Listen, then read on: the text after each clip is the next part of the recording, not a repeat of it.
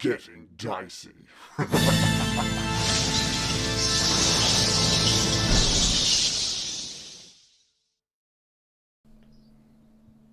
How ready are you guys for tonight? I was born ready. That's what I want to hear. No one else? Everyone else is not so confident. I'm ready. That's about, yeah. I mean, we thought we were ready last time. So I don't want to get... Okay, well, the last thing that happened, there was two things that happened right at the very end. Obviously, everything faded to black for poor Miraqen. And just as Strahd was about to launch a fireball into the middle of the group, Baron stepped up and counterspelled yet again. Strahd showing some serious frustration on his face that he keeps trying to do this one thing and you just keep stepping in. He is just across the room now, Baron. He is just like shooting daggers at you, not literal ones, not even magical ones. He is just staring at you. Yeah, he casts ice knife. Don't cast ice knife. Yeah, that was using that counterspell was my last, well, my only sixth level. Only 6th level slot. I don't tell that to Strahd. You know, Did you fax all this to Reagan before we began? Here's a complete list of our strategies. Oh, we can just copy paste that message. Yeah. I wish there was a coherent strategy to copy and paste. Well, thankfully to start off tonight, it is Isaac's turn, and there's not much that Isaac can do other than see if he can fight back the sickening radiance yet again. And he fails with a roll of 11. So he takes like 18 damage, right? We're still going from that original roll. Yeah, unless you want me to re-roll it. Well, how many dice is it? Look, it's been like 2. It's been a week and a bit since you rolled it. Why don't we give one new roll and we'll take whichever's the highest. Okay. Oh, that's generous. Yeah.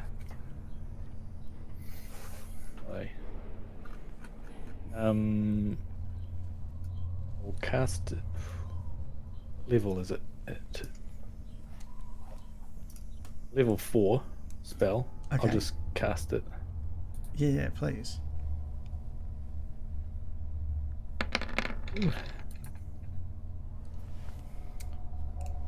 Good roll. Is it? Roll 20 is saying 28. 28 radiant damage. That's better. Can you explain to me how Sickening Radiance ends the life of a vampire spawn? I think the radiation will just end up over. I imagine that it is like a microwave. So if you remember Gremlins, one of the Gremlins goes into the microwave and it gets turned on. It's just too much, and they're just getting cooked and cooked and cooked until finally they explode and blood and pus and just gristle splatter the walls. Okay, well that is exactly what happens. There's Isaac has been sitting inside the sickening radiation for a long time now. He has been unable to speak or show any emotion thanks to the paralysis of Hold Vampire keeping him in place over and over again. And as you've all just seen Miraqen beaten to death by Strahd's hands, and that your concentration is down that side of the hallway, there is just an explosion of guts and blood that appears behind the skeletons.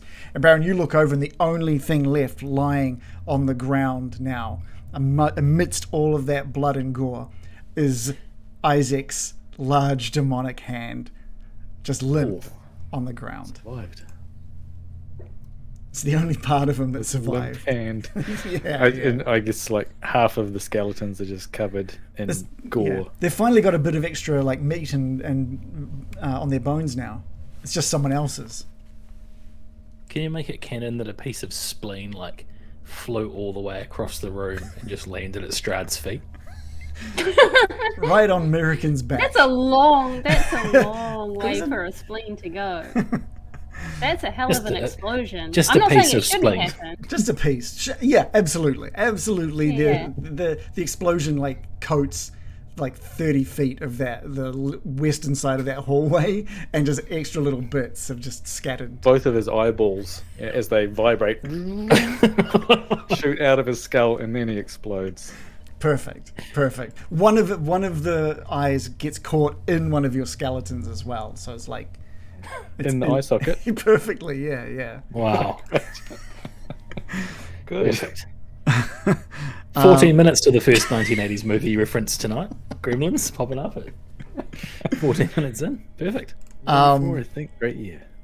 It is Patrina's turn, who while she hasn't been caught up in the same emotion that Irina and Morley and Bill and Baron, you're all feeling with Miraqen lying dead in front of you, she turns that fury that's building within her, the fury she had for Rahadin, she aims that now directly at Strahd, and she's a bit more calculating here, just with everything, with the spell slots that she's kind of burned through.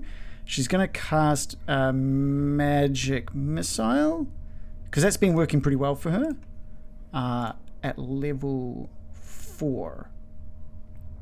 So that's 5 little orbs appear around her hand and go to shoot out. I just need to check something.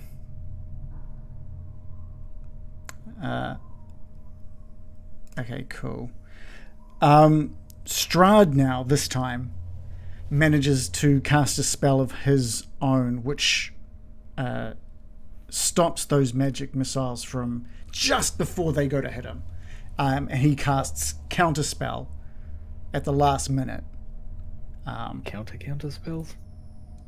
What's that? Yes. I was looking this up, right?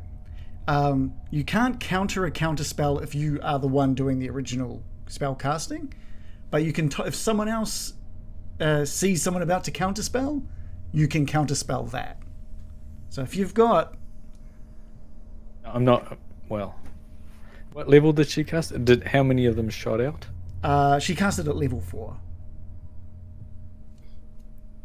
Well, I won't. Okay. So those, just before they hit, they just disappear. And he hasn't taken his eyes off you that entire time, Baron. And it is your turn. Fuck him up. That's a little bit uncomfortable. Well, there's not so much fucking up I can do, unfortunately. Fuck him up a little bit. Do a cantrip on him. Now's the time. Now's the time. I'm afraid that's what Mage I'm hand. gonna Give them what they want. Handsome. do. Yeah, just embarrass him in front of everybody. We'll see why he's so angry all the time. I'm gonna cast Mind Sliver, which is just a cantrip. So we are going with cantrips. Okay. Yeah, I mean, I've basically only got level 4 Don't. slots left. Oh, Why do you keep telling the DM how many resources we have? He's not gonna meet again, right? No, he's too.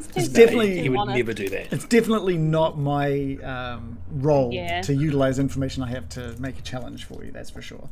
So what does we intelligence save? Is that right?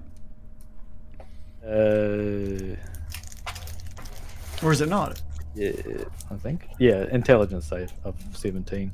Okay. You drive a disorienting spike of psychic energy into the mind of one creature you can see, and well, the upshot of this is a little bit of damage, but he needs to roll another thing. It's a d6. Okay, so the target must succeed on an intelligence saving throw or take 1d6 psychic damage, and subtract a d4 from the next saving throw. So he has rolled a total of 24. His streak of rolling high continues. Cool. They took 13 psychic damage. That's not bad for a cantrip. Well, he doesn't take any because he passed. Oh, He no, 'cause he's- succeeded. oh, fuck. Well, he would have. Um, It's just the good thing about that is that it wrecks him for his next saving throw if it hits. True. It didn't. Which it didn't. But that's okay. The skeleton. What are the skeletons up to? They are going to gonna move a little bit in front of. One will go to the right of Irina. Mm-hmm. And we'll just go behind Bill there and just blow Bill into the south. And they're going to shoot bows and arrows at him. Okay. Are you with the sickening radiance? Is that a concentration, or is that? Yeah. Okay. Are you going to continue And that's okay. concentrating on that, or? Yeah, until I don't need to. Okay. So here's 3 skeleton arrows. 8, 16, and 8. And none of those are a hit. Okay, that's me. All right. Irina.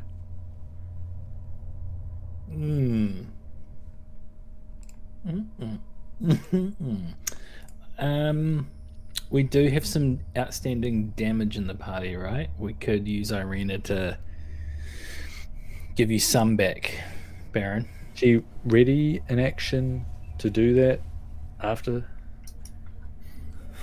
someone else does something? Oh, I know what she'll do.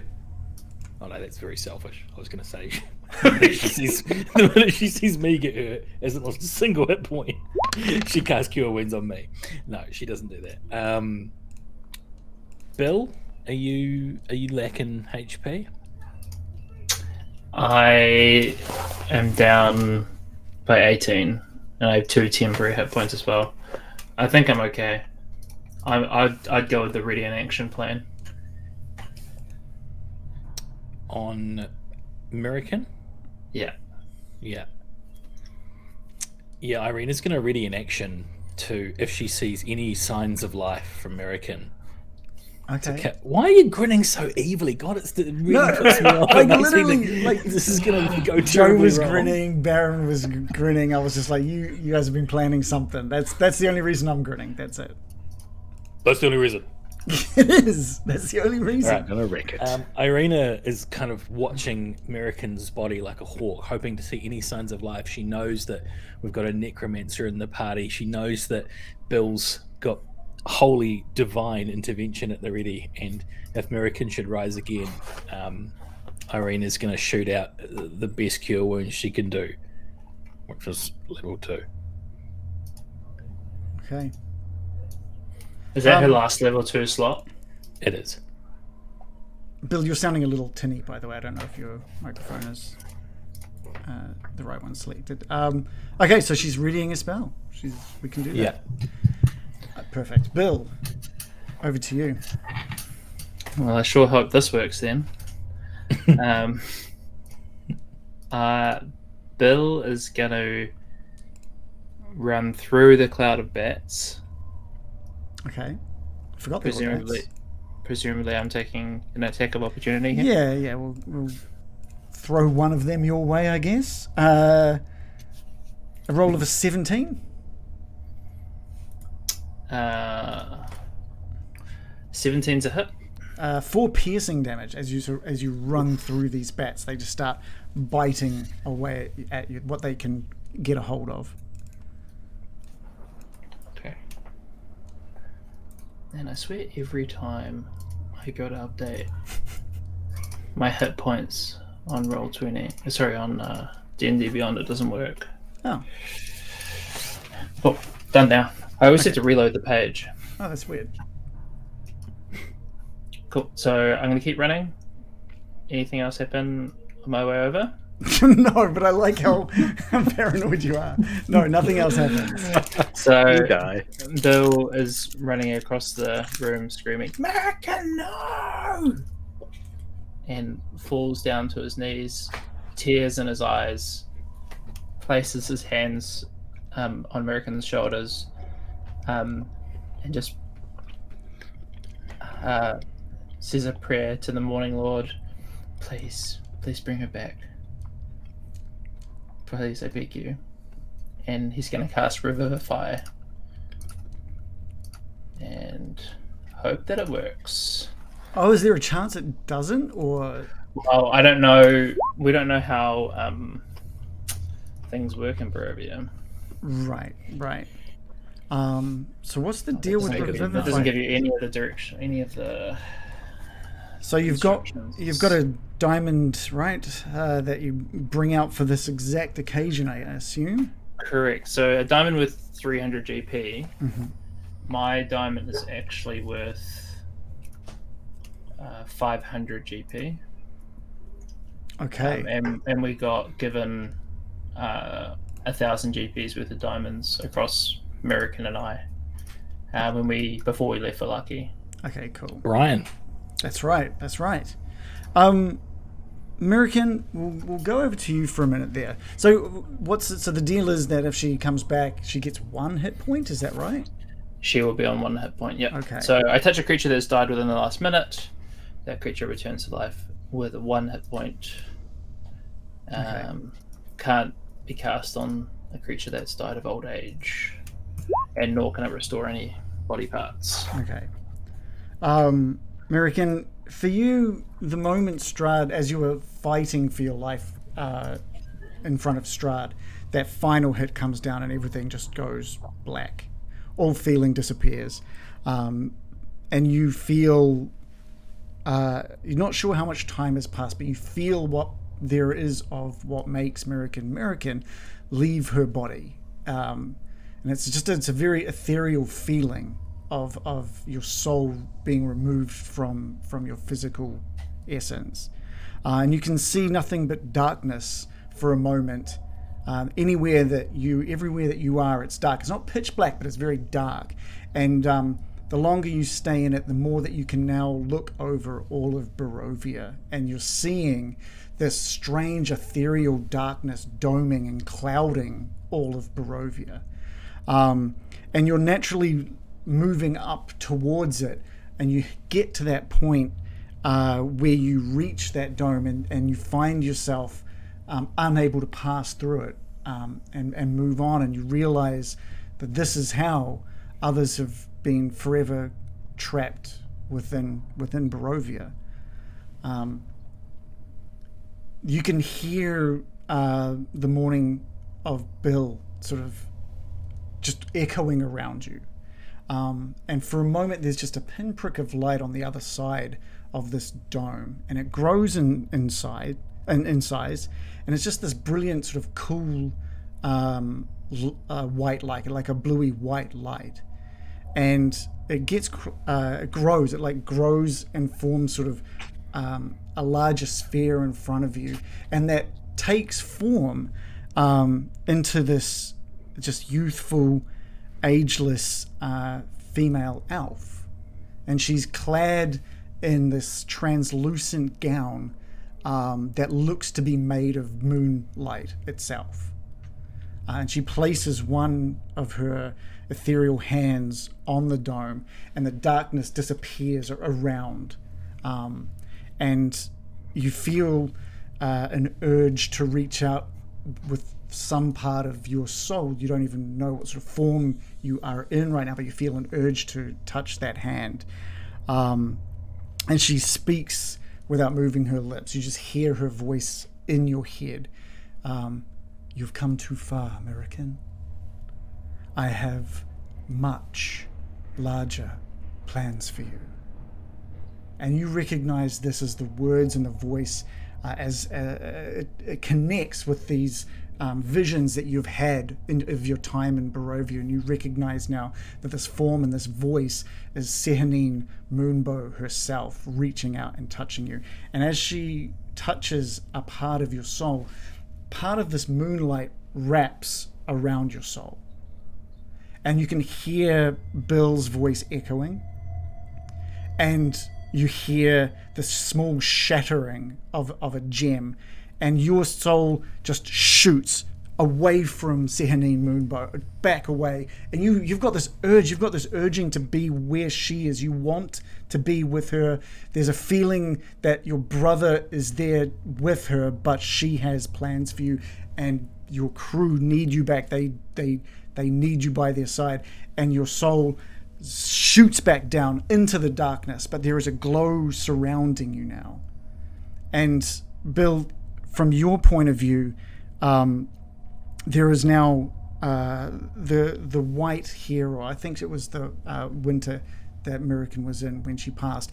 The white here now has an ethereal kind of bluish glow as you finish your spell, and as you're almost forced to back away, and you're sort of clearing your eyes through the tears as she just lifts up off the ground into a standing position and lands both feet on the ground in front of you, her eyes still closed. Miraqen, can you give me a D100, please?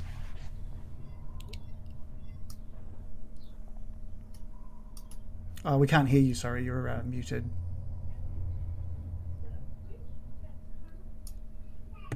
There we go. Hello. Hi.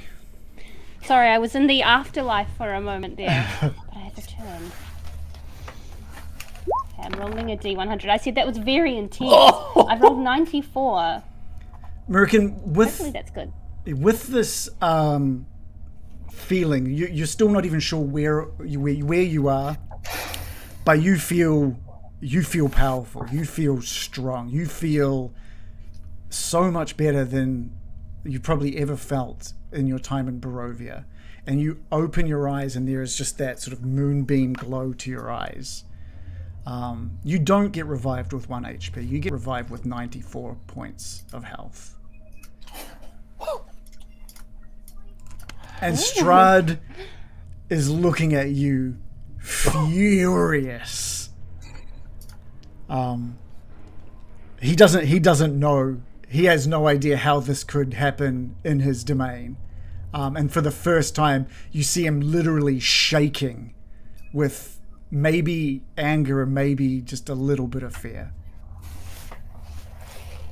Oh my. Wow. Anything else from Bill? I actually am going to do one other small thing.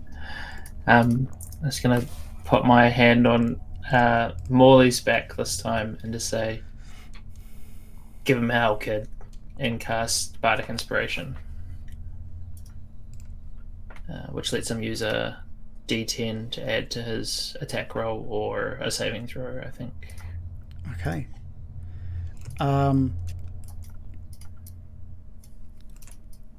Strahd.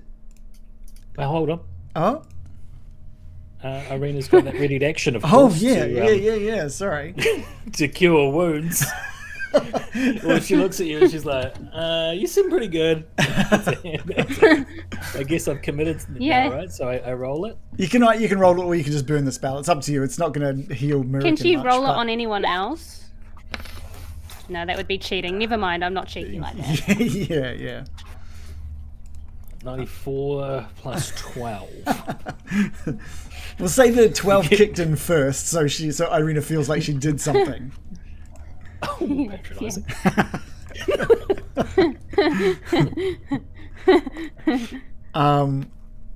What is Strahd gonna do? Shit. Give up. That's his turn, he shits. I surrender unconditionally. What's Strahd gonna do? Shit. War I'm not gonna- tribe. you know, War Crimes again- Tribunal. I take it back. I didn't taunt the Lord of Darkness. whatsoever. I take it all okay, back. all right. What Strahd does, shaking with absolute fury with what is in front of him, he shouts now. He just shouts. It's like the first time you've seen him so angry. It's almost just sounds and no words being formed as he tries to strike out at you, Miraqen. And it's a miss. It is a miss.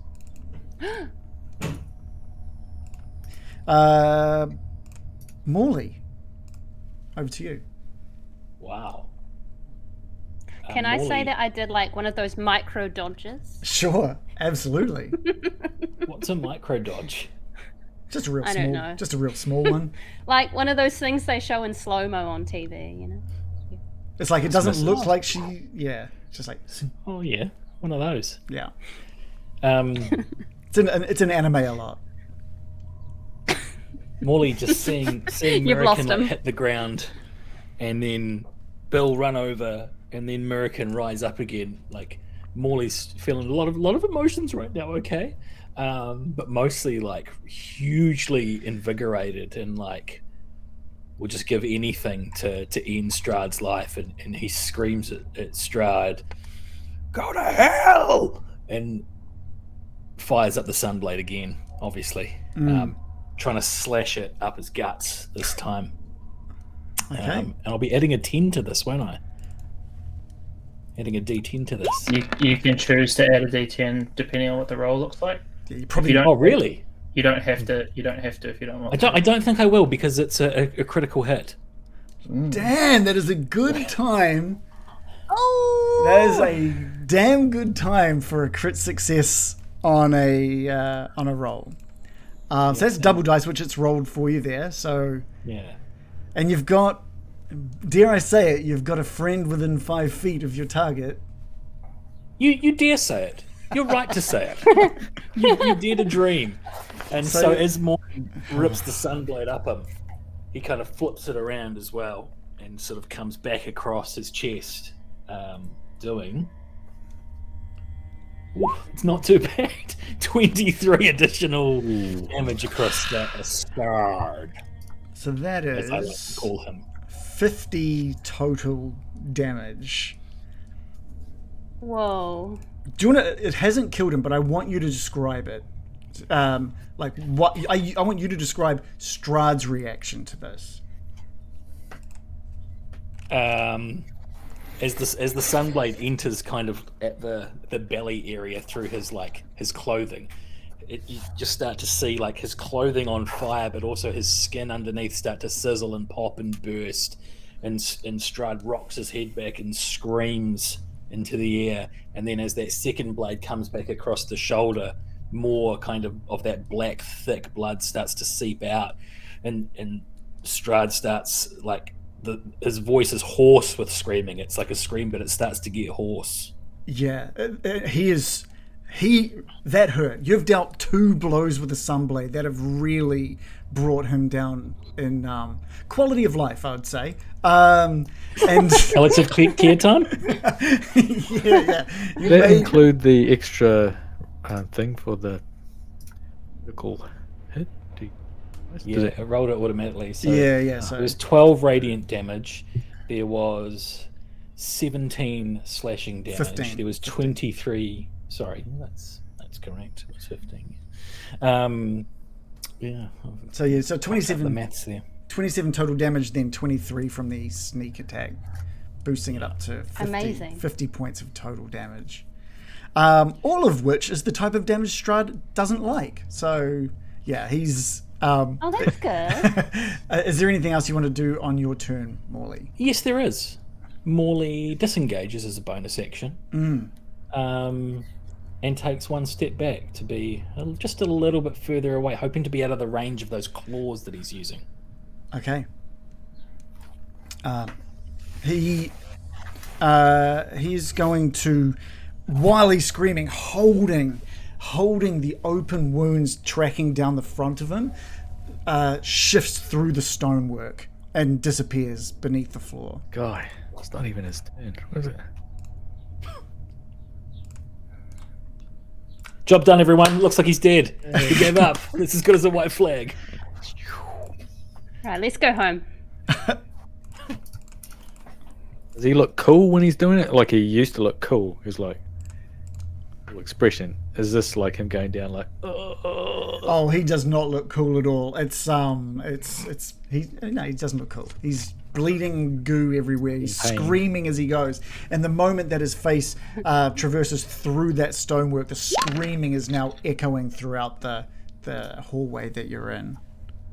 Sorry, ignore that. I misclicked on my I character sheet. can't ignore that, Bill. There's no way I can ignore synaptic static.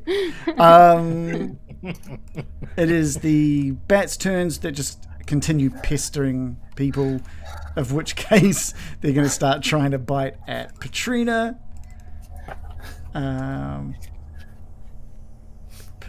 If we get TPK'd by the bats, that won't be. Yeah. Petrina takes Dang. 5 damage from the bats biting at her, and she's just like screaming obscenities at them. But this is like the first. She's other than like most of the words out of her mouth, other than the screaming, she's been very composed. But these bats and the fury that she's in, you're finally seeing a little bit of salt to her words. Those bats have hurt us worse than Isaac. Yeah, that's Actually, a good point. Miraqen, it's your turn. Alright. So American's just been raised from the dead, so that's probably the most crazy thing that's ever happened to her in her life. So she's sort of standing there, stunned. No trace of the frantic rage of the bear that she was moments ago. More an uncanny sense of serenity covering her. And she looks around to Bill and smiles calmly and pats him on the shoulder and looks into his eyes and nods. He can sense a deep gratitude in her eyes. Bill starts crying again. Oh, that's so cute. Oh, that's so Kind nice. of a cry. Like a blubber. An ugly cry. Oh no! Nice. And she's like, "No, Bill, you're gonna start me off." And then we both ugly cry for a minute. For a minute, that's 10 rounds. Okay, cool. We'll lock that in. Yeah.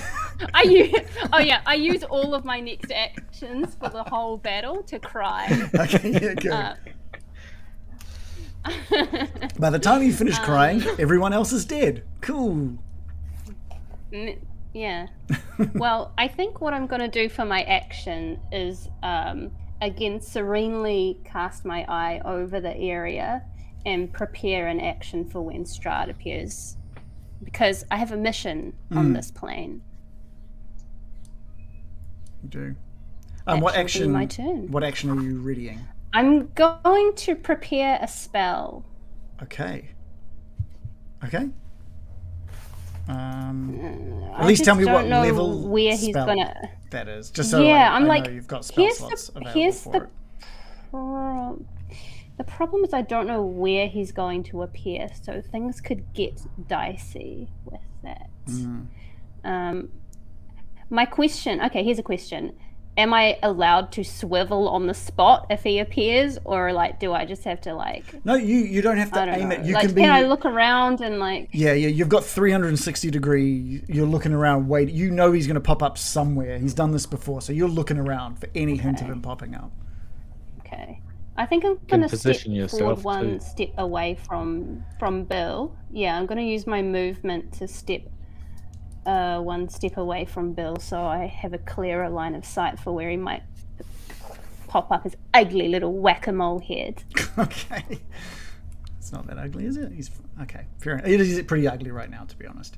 No, he's handsome, but he looks pretty ugly with that personality. He's ugly on the inside. Burn. I can tell. Before the outside. Yeah. I can tell there's lag happening. By the way, Sorry about that. I don't think it's too bad. I don't think it's too bad at all. Anything else from Miraqen? No.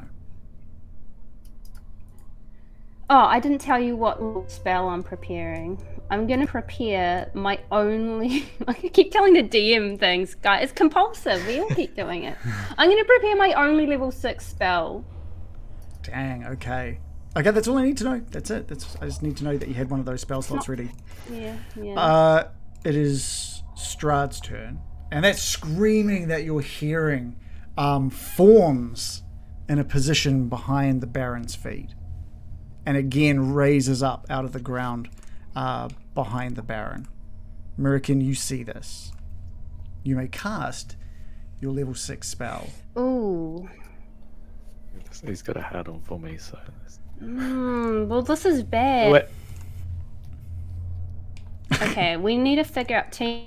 We need to figure out how. Because if I don't cast it now, I've lost that spell slot. Do it. If I do cast Helm friendly Ooh. fire. No, what? Sorry. Do it. I don't know if it's What? my internet that's dying or yours, but I got some Must be a stuttering big there. lag.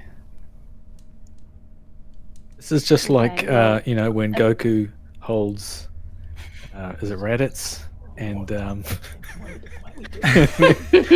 then Piccolo fires the spectral names. ray cannon. Special ray. Yes. What are we doing? You lose it. Adam's like logging off immediately. Miraqen Okay. puts 2 fingers to her forehead and begins to charge the special beam cannon. That's what you've been doing. Yes, you were preparing an action. Yeah. You're perfect. Wait, if So we're doing Dragon embarrassing. Ball Z, I have to spend the whole episode screaming while I power up, and then We're wait not. till We're the not doing next Dragon Ball episode. Z. So What anyone who's going to happened? make a stupid fucking reference about it can jam it. Let's get back to killing this vampire. Just do it. Because it might. You're being a you real know. Vegeta right now, Adam.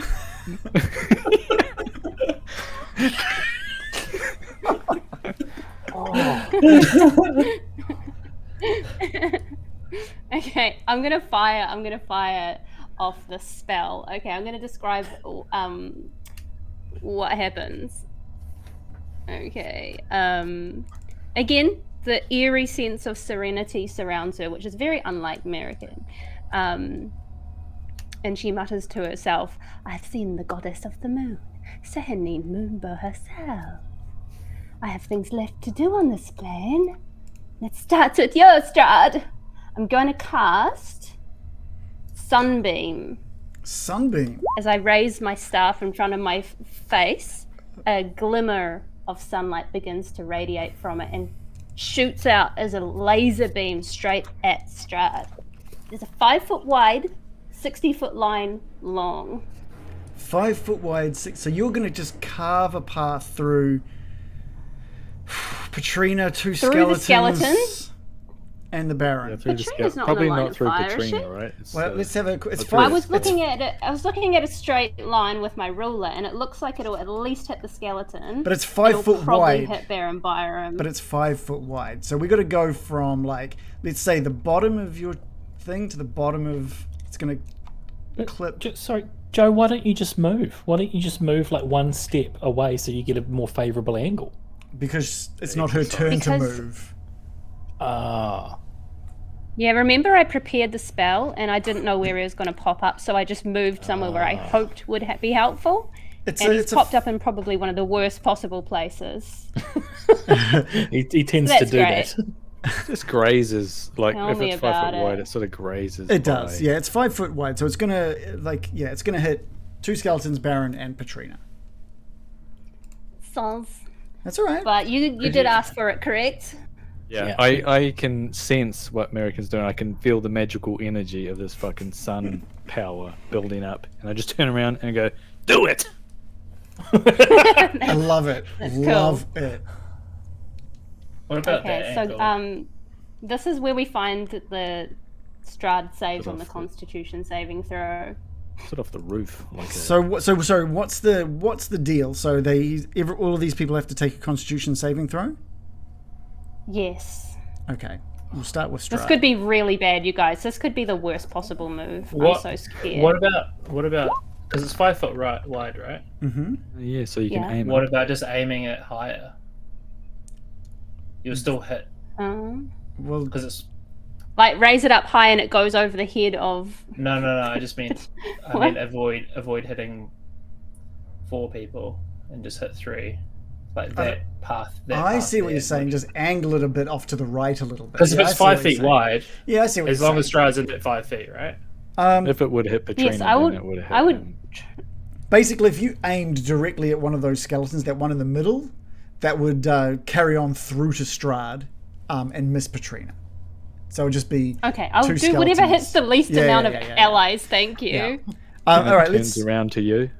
roll those Looks skeletons. and nods. aiming directly at Janet. So What do we do? Yeah, can we get some Constitution saving throws from both of the skeletons? Oh, Yes, I'm so so scared. I I reckon rolled Strahd will beat it so easily. This is not good, guys. do they get advantage with the purple? Yeah. Yep. Oh, I have one very important thing to tell you. And this is bad for the skeletons, but hopefully also bad for Strahd. Something about undead? Undead have disadvantage. Ah, okay. Undead have disadvantage on the saving Yes. throw, but I reckon Oh. he's still gonna beat it. He's still gonna beat it. D20 plus 3. It's 2 skeletons, isn't it? Yeah, yeah. Okay, so I rolled a Strahd's still gonna beat 14, the saving throw. and then Okay, we well, got a that's not 13 good. and a 9. So Baron and the two skeletons bad. did not beat the DC and take 22 radiant damage each. Strahd. Alive. Oh, that's good. Strahd rolled with disadvantage. He rolled 2 rolls. The first roll was a 23, which would have been a pass. It would have been bad news for everyone. For Never his mind. second roll, he passed with a 17. Yeah, So- I knew it. I knew he'd pass. Is there any half bastard. damage or? Okay. Yeah, he takes half as much damage. I mean, the good news is because he's taken radiant damage, he doesn't heal on his next turn, right? That's a good thing. That's a good thing about that Sunblade attacking him as well. So he still gets damaged, and every bit of damage at this point. So the sunbeam shoots out of Miraqen, carves straight through those skeletons who are looking very light on their feet now, and pushes through both Baron and Strahd. I don't know how the Baron's feeling, but despite pushing through, he puts his feet in and leans into it as it hits him. You do see parts of the flesh on his face tearing off now. And he's I'm just glad he didn't do one back, and then there was 2 beams hitting each other. And they go back Then and would forth. be even more Dragon Ball Z, yeah. Never Oh my cross the God. streams. Ghostbusters, not Dragon Ball Z. Ghostbusters. Yeah, I scream out and the worst burn I've ever had. I think you've really given it the appropriate gravitas. Worst sunburn ever. Well, that's actually really hurts. It was like a day at the beach. Miraqen. That actually is the ultimate pain for me, the idea of being trapped on a beach. Oh my god. Oh, people do that for fun. Yeah, I'm blistering. Peeling. There's the one last thing to note is that I am illuminated by sunlight in a 30-foot radius, and then there's dim sunlight for Oh, another damn. 30 feet beyond that. So they're shining out with sunlight. There is so much sunlight filling this hallway at this point with the Sunblade and Miraqen's glow. And Strahd now fully on the ground behind the Baron. He's still holding onto his front, and he's just reaching up to sort of inspect the damage of this sunbeam. And he's taking these really ragged breaths, and he just goes to balance himself on the Baron. Don't let him. Trip him. And you hear Watch him. out for his cheesy nails. You hear him muttering something. Can you give me a Constitution saving throw, please? Is he doing a spell? He's doing a spell, I but attempt no to- one can really tell other than you. You can tell because of the. to counter it. You can attempt to. Do you have a? Well, yes, I can. I can't do it at high levels. I'm going to Well, good luck. Read his poker face. So, how does counterspell work at the lower levels? You've got to. I'm all in. N plus the spell's level. All right. So the DC is 14. So not impossible. And that's using Intelligence, your no. using your spell Intelligence, casting yeah. ability. So what is? Oh, so you just roll a d20, and you've got to get higher than 14. Plus 10. I have a plus 10. Is it? Spellcasting Wait. ability. Oh, is that what that is? Wait a second. I'm just having a quick look. Using your spellcasting ability. So you got to beat 14, which sounds like it's not going to be a problem. It won't have my proficiency bonus, so it just has. I'm Right. pretty sure it just has +10. Use your inspiration, Baron. Otherwise, you're never going to use I it. used it. Oh. 12 plus 10, 22. Don't bother. That was lucky because he was casting Blight on you, and that was going to take a That one. good 50 odd hit points off you if you hadn't stopped that. I'm inured to necromancy though, so it would have halved it. Oh shoot! Yeah. Okay. Good point. Good point. Inured to death. But it doesn't matter because as he's muttering the words of this spell, you promptly cast counterspell, and his hand just drops to his side and he shakes his head. You have just been the absolute bane of every spell that he's tried to cast here. Fuck me, this guy doesn't quit, eh? And he musters Fuck off. he musters up the strength to strike out once with his claws. He's rolled a 24. 24. Okay, that's a hit. He does. Sorry, you can do something to. Necrotic damage. Some of it is. So it's 11 bludgeoning and 16 necrotic, which you will half to 8. So a total of 19 damage. What though? Ooh, that's. I'm hurt. And promptly retreats beneath the surface of the stonework.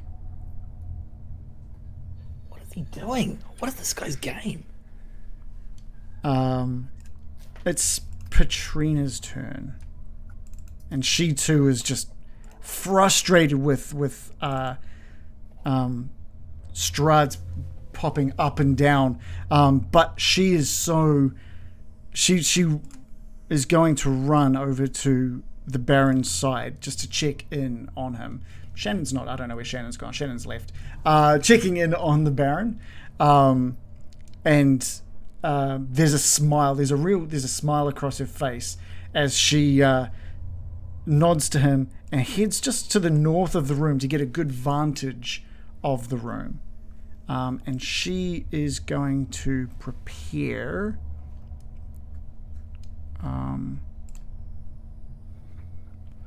Let's have a look.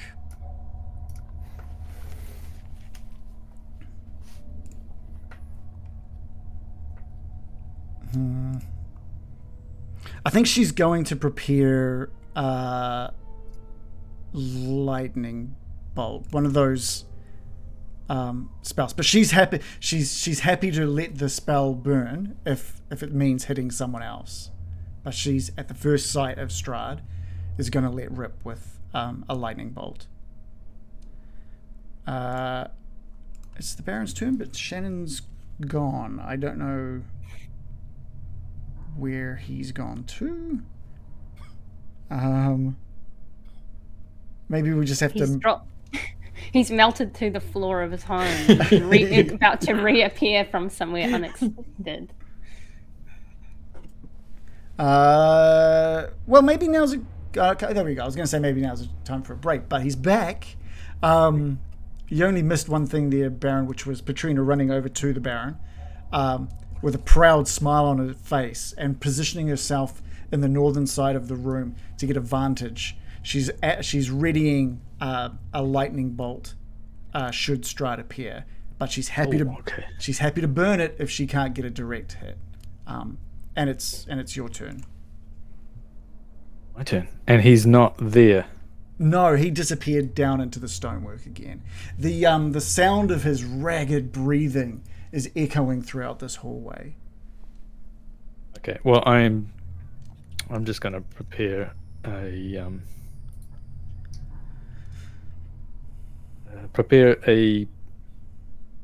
cantrip. Infestation. I'm going to do. Okay. Just in case you spot him. If I spot him, I will cast infestation on him. Now, I just want to check something with readied actions, because I just from my understanding of it, it only lasts till the end of the round. Is that right? Yeah. I'd say so. And so, if it gets to the top of the next turn order, you lose your readied action. Huh. How That do you would know make- where that the would turn make order sense. Well, starts? Bill is Is at the top he of the turn. Bill is at the top of the turn order, since he rolled Oh, the I see, highest because he initiative. rolled 24. Yeah, Okay, that's never come into play before. It's because it's classified as a reaction. Your reaction is to take your action, and you only get one reaction per round, and so Oh, it got not before your turn, but at the end of the turn. at the end of the turn order, I believe. I'm happy to.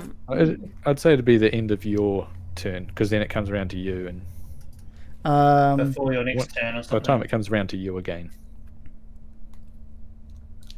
I think it's per round. Rules lawyers in the chat, let us know. The rules lawyers in the chat are all saying that I'm correct.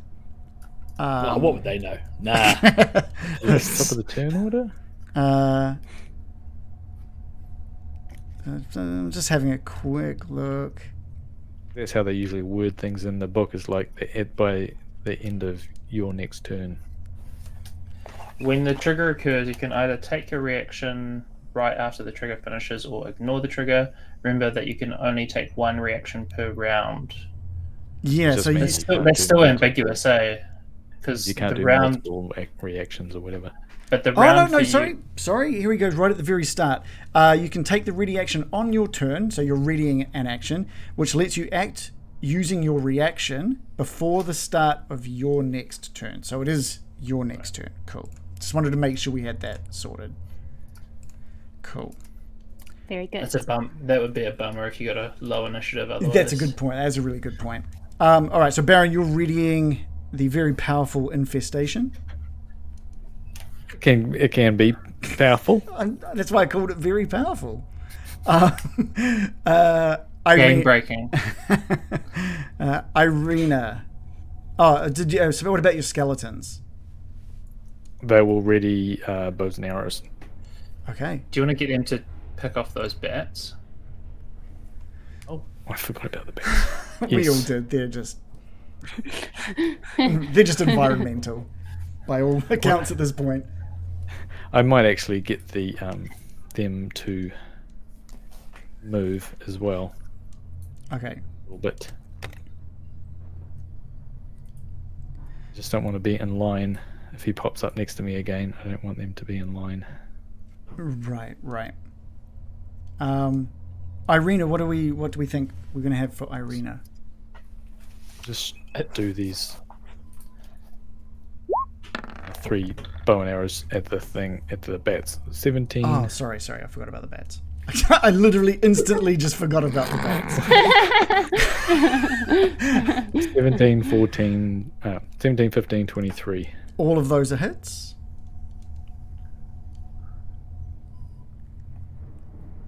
Six plus 6. 1, 2, 3. That's a max score of 14, a 7. It's only rolling 2. The max score, a lower score, and a max score again. So Nice. 14, 7, 14. Yeah, your skeletons just fill that swarm of bats with arrows, and they drop out of the sky and down onto the stonework. You took all of them down from max HP to nothing.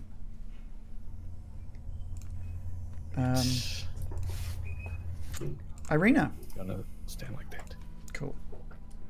I think Irina's just looking around, dishing out cure wounds to whoever needs it anytime she can see. Like, she's just looking around, reacting, sees Baron get hurt, casts a cure wounds at level 1. She's like really reaching deep into like her newly sort of found ability to cast these spells. So yeah, she casts cure wounds on Baron Byram. Nice. Thank you, Irina. 3 plus 3. Have that 6 HP. Don't spend it all at once. It's good. It's good. I want the change. I'm up to 30 HP. It all counts when it's that low. I was down to 20. Okay. Bill. Bill is going to move here. and he is going to ready a 6th level spell. Shit, okay. And I'm assuming it's at the site of Strahd? Yeah, when Strahd appears. Okay. There's no point in holding back anything now, so Yeah, fair I'm enough. also going to cast Bardic Inspiration on Miraqen. Okay. What does that do again? It allows me to add something to my roll. So when 10 minutes. I just don't know looked how it long. up. Oh, yeah, it's 10 minutes. In the next 10 minutes, you can add it to an attack roll, an ability check, or a saving throw. Oh, cool. And you can roll the thing first, and then decide if you want to add the D10. That's cool. Morley. Morley's going to race to be by Arena's side as his movement, and then he's got the sunblade out, and he's ready to just lash out the second he sees Strahd's eyeballs rise above the stone again. But he's right next to Irina, like making sure she's safe, or as safe as she can be. I just looked at my spell, and I think the radiance remains in place. So I just want to. The sunbeam? I think the sunbeam stays in place. I'll put it in the chat to make sure you guys. Huh. You get to Oops, move I it. didn't mean to roll it. So is it just like pouring out of you? Oh, I wanted to do the. But I tried to do this a description, and it said no. I got Just this. roll it. Ah, there we go. Yeah, sorry. I hope don't even listen to what I just put. I just put Thunderwave in for some reason. Sorry. Never mind. Okay, well this is interesting because what you being didn't beamed, I probably would have moved. what you didn't mention was with that sunbeam, anything that got hit, which is the two skeletons and the Baron, are blind. Oh. Oops. This changes everything. Well, they wouldn't have killed the bats, but I whatever. don't know if they can go. I suppose they could. They can. They can. They're not against. Sorry, it's a I magical forgot to blindness see that. for their I magical didn't- sight. Yeah. Okay, damn, the bats are still around. We're screwed now. So you can create a new line of radiance as your action on any turn until the spell ends. So do you think it means that this laser beam stays in place in between turns? No, because it says Or flashes no? out. It just says flashes out. So it's like you can just go for the amount of time that Okay, you're okay. using How this. can you go? Kind of like a Dragon Ball Z kind of fight, I think would be. I reckon Why do you I can play just this aim game? it at the What game ceiling. am I playing? Oh. So no, it's not out at the moment, but Baron and the skeletons can't see. For how long? Imagine it is out, right? It's just going, but you can just aim it at the ceiling Oh, if right. you're not going. It's just Yeah, a constant. it's just like Cyclops, but without glasses on. Exactly. Okay, So- I'm glad we cleared that up Dragon Ball. and made sure that they were blinded, and I totally forgot. But that's that all right. They were could be only by blinded it. until your next turn anyway, which is now, and I don't that true? believe. Yeah, so I don't think anyone's needed sight yet anyway, so that's fine. Did kill Other the than the bats, bats. so- The I bats fucked are the bats. alive They're now. I forgot about them anyway, so that's all right. So, Miraqen, what are you doing with your turn? Well, this is the problem. There's no Strahd to blast, so I'm a bit like scared to like prep another blast because I'm scared I'll just keep harming people depending where he pops up. Yeah.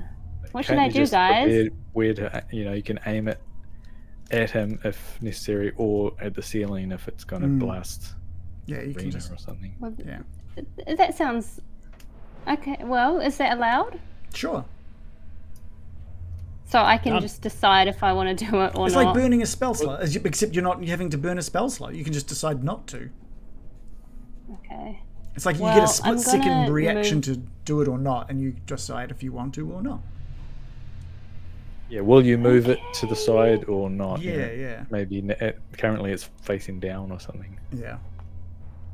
Yeah. Okay. I will prepare that and see what happens. Okay. It is Strahd's turn. Baron, can I get, and it's up to you, either a strength saving throw or a dex saving throw? Thanks.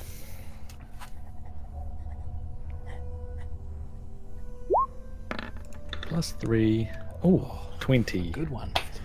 Strahd has rolled a 22. He No. jumped, like instead of coming up out of the floor like he normally does, this time he launches himself through the wall at you. And he hits you with such speed that you get knocked prone. But in slow motion, what we see is Strahd appearing and his half-burnt, like sinewy vampiric face and his claws sinking into the Baron and pushing him down. And all at once, all of your actions unfold. So, Petrina, her lightning bolt just soars over the top of the Baron, enveloping Strahd. Bill, what was your spell? This is a really weird time for this to happen. Friendship, or whatever it's called. Friendship. Kind of, basically, yeah. So, Bill busts out his his singing voice for the first time in a while. Killed your bro in a well, cast him down with a spell. We looked at you as he fell, now you're cackling away. Trade 1,000 souls for a wish, murder and torment for a kiss. She's just not that into this. You're stalking Tatiana. Your stare was holding, ripped flesh, Nick was showing. Cold night wind was blowing. Why we here in Belaki? Hey, I just met you, and this is crazy. Baron von Zarovich, but call you Strahd. It's hard to look right at Cross's baby, Lord of Ravenloft. They call him Strahd. And I cast Otto's Irresistible Dance.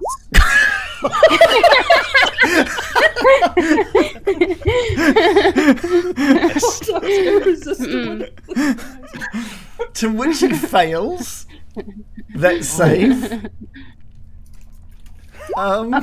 Okay, so I choose one creature within range.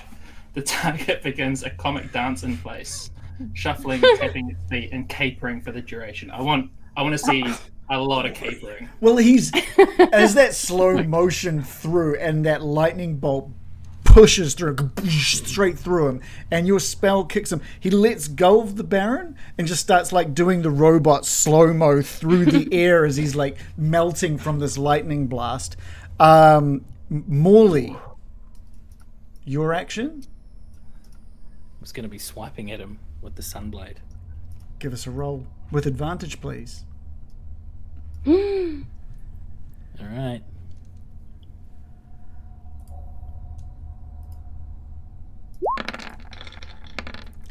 I critted again. Oh my god!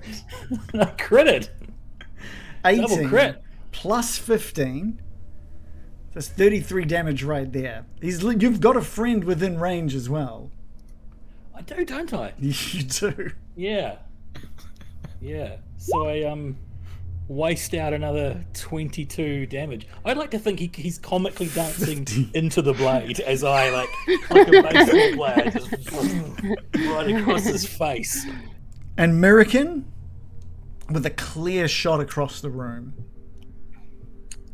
Yes, from the crystal within my staff, a beam of brilliant light shoots out with the precision of a laser, trying to aim directly through his brain and fry him with sunlight.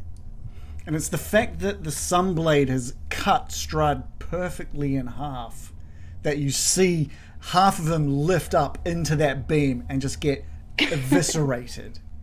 The top half of his body burnt, bleeding, it's almost like just pouring, this black goo now pouring out of his torso onto the ground as he lands onto the ground. His arms still doing the robot on the ground. Infestation. Oh yeah, cast infestation. Please do infestation. He has to do a con save, but yeah. He fails his con save. So he moves 5, 5 feet to the north, south, east, or west. Flops around. Takes 12. Okay, yeah. The dancing and the jig that he's doing, and the infestation sees him sort of shuffling that top half of him 5 feet to the north, leaving this trail of black ooze behind him. The that facial expression, that absolute tormented, sinewy anger, falls from his face, and there's a moment of peace, maybe even a little bit of, maybe just a hint of happiness to his face as he looks over towards Irina. And then just with his last words, he says, Tatiana, please find me and end this curse. And the top half of him just slowly fades into mist and seeps down through the stonework, leaving the room now eerily quiet. The combat round is over, and we're going to take a 5 Stop minute... him! Stop him! He's getting away! Let's try and cuff the mist. Did the mist look like it was like pretty rhythmic? Still dancing. It was still dancing. It's kind of floating down. Yeah. What did it say? It had to be like filled with whimsy or something? It was like... Yeah. I I was like, Yeah. oh, this is a great way to end Strahd. It's just the comical jig. That's perfect. He's going to do the thriller dance. Perfect. Oh, that would have been great. But I figured we'll take a 5 minute break here. But guys, well done. Oof. That was an epic fight. The amount of counter spells going on. There was one other, if he had another chance. I was going to have him try yet again to fireball, and Petrina has counterspell and was going to really fuck his day up. I have one more fourth level spell to attempt counterspell. Yeah. In the chat, we've got dignified into his end. The strong. Thank you, Gar. And Lyndon, who had said very getting dicey Strahd death. Yeah, it was perfect. It was perfect for a getting dicey death of Strahd. No one saw that coming. If you had to describe Strahd's last moments, doing like the locomotion into the Sunblade as all these other spells hit him, and then getting infested, you would not have picked that in a month of Sundays. And that laser, Yeah. there's the sunbeam and there's the lightning beam. That was just damage. Awesome. Yeah, there was so much damage. Was dissolving, he had. So go. Yeah, I was saying when his torso was dissolving, he had 1 HP left, and the final thing that killed him was a bite of a flea from vampire and stuff. I would say that with the amount of damage you guys did on that final round, if you had hit him with all of that at the moment you saw him, he would have basically died. Basically. You guys hit him with so much in that final moment. It was mental. I can't believe I crit after rolling terribly for 3 years. I critted twice in a row with the It was Sunblade. perfect. A perfect moment for Morley. Some payoff. Yeah, that was so amazing. I couldn't. Think I you would have have fitting gone into wrong all of with the fucking rolling thing. I was like, oh, it's put up the last one again. Damn it. I think it's the crossbow that's faulty. The Sunblade's great. Yeah, the Sunblade's doing well. Yeah. Oh, I bet the Sunblade is feeling right happy right now. yeah. Sergei's got a absolute chub on over this. A detail we should have mentioned before going to break, I think, just to really solidify the going to moment. celebratory gestures, but You've earned it.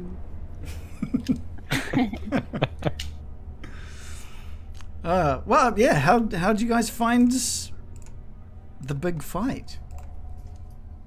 Was it? That's cool. That's fun. That's gonna be my question of the week to the players, which is, we've built up to this fight for the last 3 years. Was it what you were hoping for. And you can just say not, You go first, Joe. you can just say like not really, I guess, if it's Okay, I'll go. I think it was extremely epic. And it had it was a real roller coaster, the type that you would expect of a final boss battle after all that lead up. Like, I feel like it had so many different things, so many tense moments that it felt really exciting.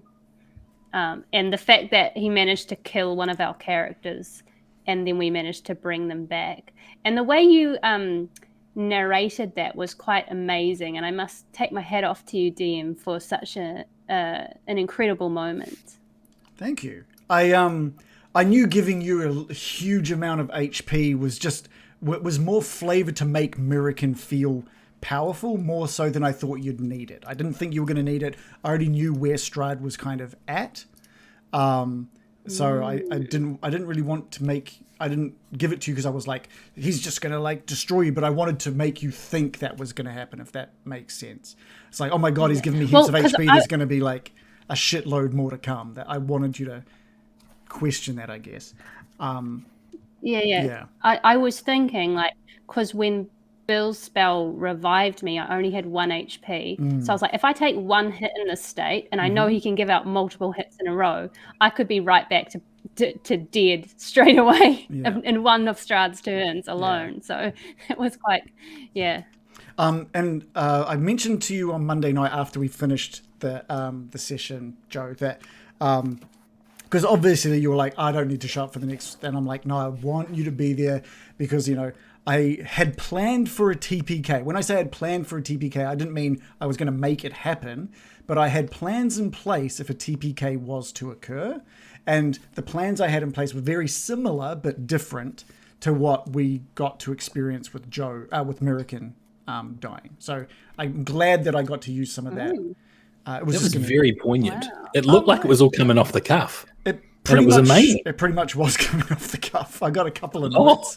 That was amazing. Yeah, cool. That was very cool. That was incredible. Give yourself inspiration. Thank you. You haven't already because Strahd's coming back for round 2. I'm going to need it. No, but that was so well done. So well I'm glad you liked it. Absolutely. Give some weight. It gave a lot of weight to the death, you know. I wanted it to feel like mechanic, it meant something, you know, like it was important. So the question was, we've built up to this fight for like the last 3 years. How did you feel it compared to expectations, I guess? So Joe's already answered it. She thought I really enjoyed the fight for that's... I really enjoyed the fight for a couple of main reasons. The first one was that it felt like we were rewarded for all the extra shit we did. Mm-hmm. Like the Sunblade, getting the holy symbol of Ravenkind. That thing is OP, by the way. Yeah. It's nuts. Yeah.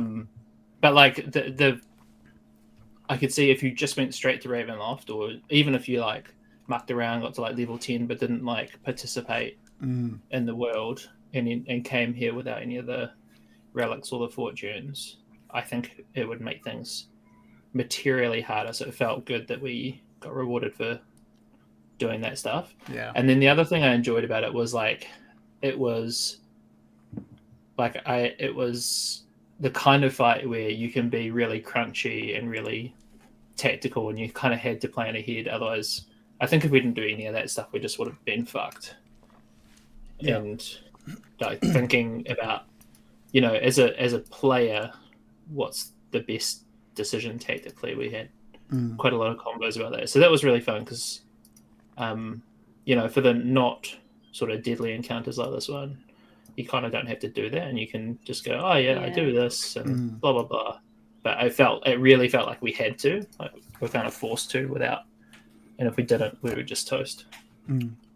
Yeah, like weighing up whether we were going to hit like with friendly fire. That was a cool moment. I really liked that.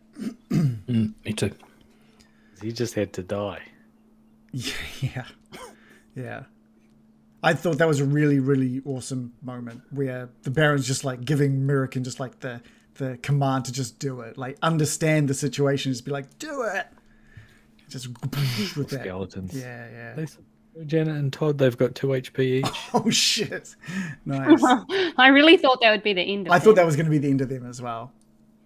I really, really appreciated Baron just absolutely cucking Strahd with the counterspell, just every time, and just even when he's up close and just like he thought there was no way you had any more in you, you know, and he just thought he was going to get you. That was going to be an 8d8 roll of damage on you, even though you can half it. I forgot that you could half it, but I was.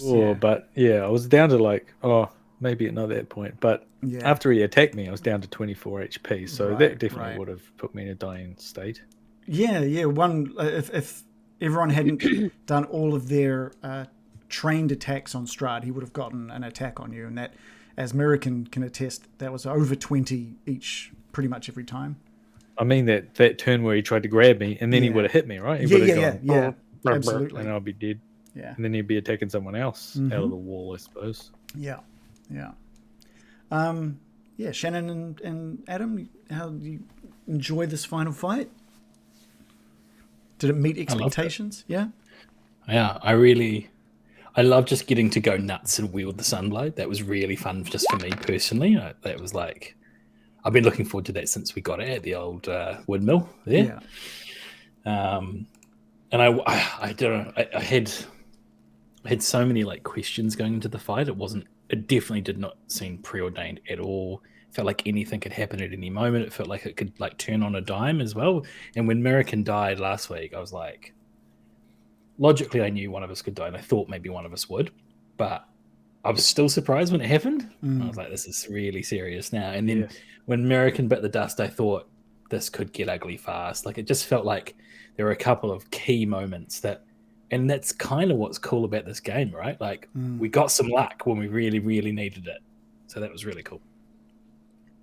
That's the other good thing about, like, the prepared, like, we had prepared to bring along what we needed to revive someone if we needed to. Like, that was like a reward for our characters too, that we were able to revive someone on the battlefield. I personally think that if you hadn't have done what you did to Isaac, it was designed for those three to be able to TPK the party. That was pretty much what I was personally like, all right, this is possible and likely to TPK the party if they're not smart about what they do.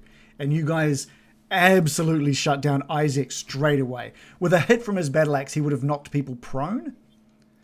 Without any contestation. Was contest? I don't know what the word is. So he could just knock you down. Really? So you don't get to save, you just fall over. You just get this massive double-handed battle axe that knocks you. It's the power of his epic strengthy arm. Yeah. The strong hand. Yeah. I enjoyed also planning. I've been thinking about tactics and stuff like that, which, because it feels so high stakes. We've spent 2 years getting here, and I feel like we're gonna potentially get TPK'd. So it's been on my mind. And I think that our characters spent they've spent months together. Yeah. Fighting almost every day.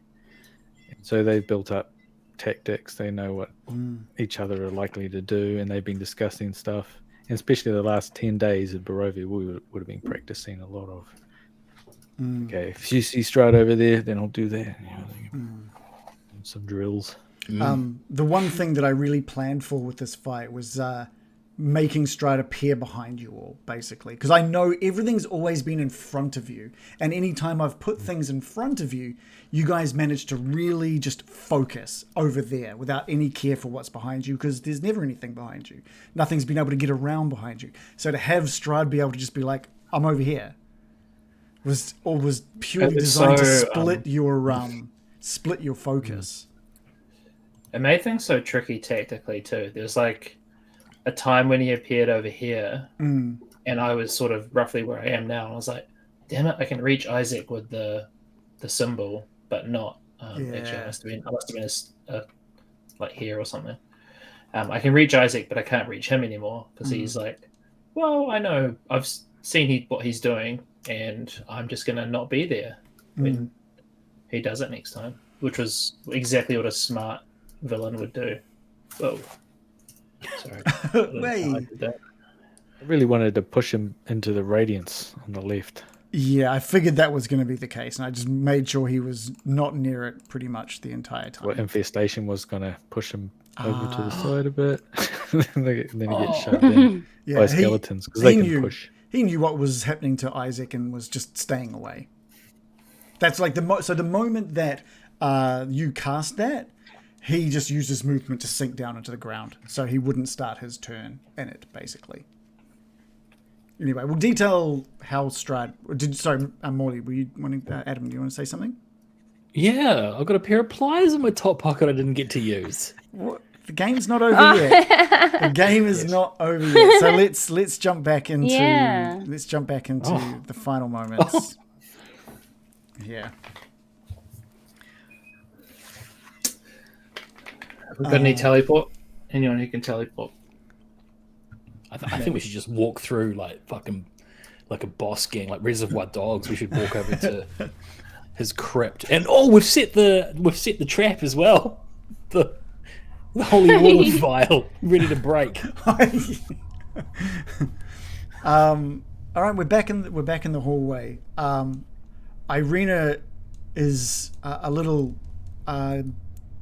disturbed by the fact that Strahd spoke to her with his final words, and looks to you, Morley, and says, "Find me and end this curse." Does he? Tells me our work here is not done yet, Irina. I suppose she's been in on the conversations about what's likely to be here, but let's have the group kind of explain it. I think what you guys know, what you guys might think is the next step. Baron, will he have retreated to his coffin, do you think? Yes. Yeah. Into mist, and he's probably just irresistibly drawn to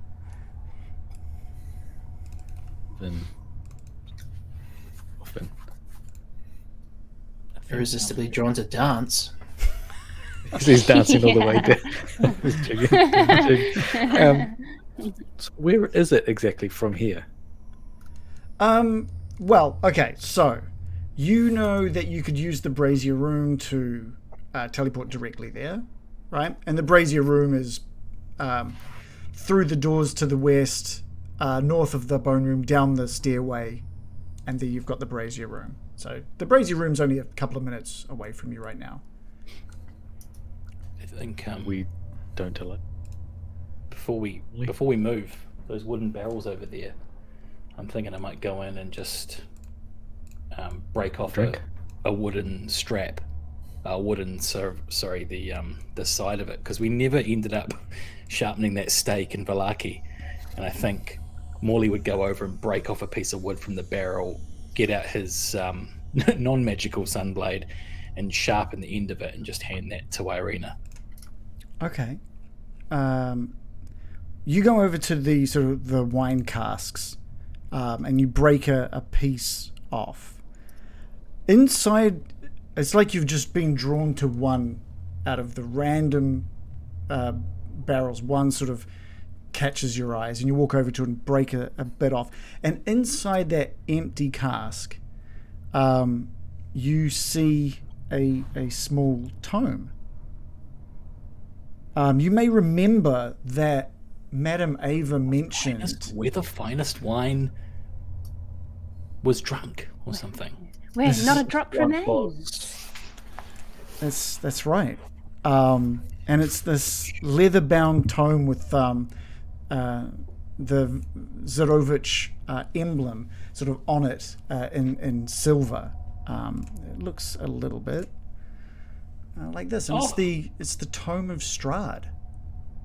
You look at This is like memoirs. you flick it open and you can see that there's a lot of stuff that has been that looks to detail how Strahd came to be, how he came to be, what led to. By Strahd. Yeah, it's written by Wow. Strahd It's like himself. Mein Kampf. A little bit. And stains and age have made most of the work illegible, but there are several paragraphs that remain intact and are readable. The cards Oh my God. indicated this was the history aspect. This is probably going to answer a lot of our questions. Morley, I don't know if you want to, but you're welcome to take a moment to sort of flick through and read that to the group, or you can maybe just read a part of it. Whatever you think Morley might naturally do. I think he opens it up and because what did it say? It said the pages are very brittle, right? Yeah, and they're stained with time as well. I open it up to like a little bit and start skim reading, and my eyes are drawn to Tatiana. I found Tatiana weeping in the garden east of the chapel. She fled from me. She would not let me explain, and a great anger swelled within me. She had to understand the pact I made for her. I pursued her. Finally, in despair, she flung herself from the walls of Ravenloft, and I watched everything I ever wanted fall from my grasp forever. I'd say your eyes also sort of flick through to another part, a little lower with the mention of vampire. Vampire is my new name. I still lust for life and youth, and I curse the living that took them from me. Even the sun is against me. It is the sun and its light I fear the most, but little else can harm me now. Even a stake through my heart does not kill me, but it holds me from movement. But the sword, the cursed sword that Sergei brought, I must dispose of that awful tool. I fear and hate it as much of the sun. Morley pulls up the blade and is feeling like the energy just course from the hilt of the sunblade through his arm. There's pride really coming from that sunblade at the moment, but with it seems a little fainter before. It looks like the power of the sunblade is still intact, but the energy from Sergei is seeming to fade with almost a feeling of happiness and pride. I look at the hilt and I just say, I hope I got vengeance for you, Sergei. And I might just get you to just read through just the last paragraph there as well.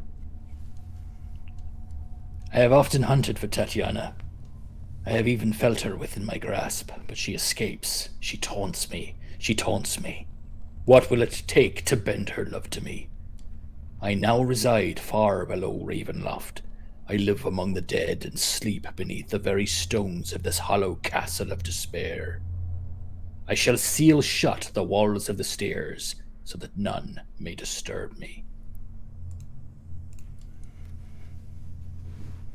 This is the story of how Strahd came to be. There's more here as well. Details his issues with Sergei. Details his own death. My God. Baron, you're the scholarly one. I think you should preserve this. I think there is much to learn.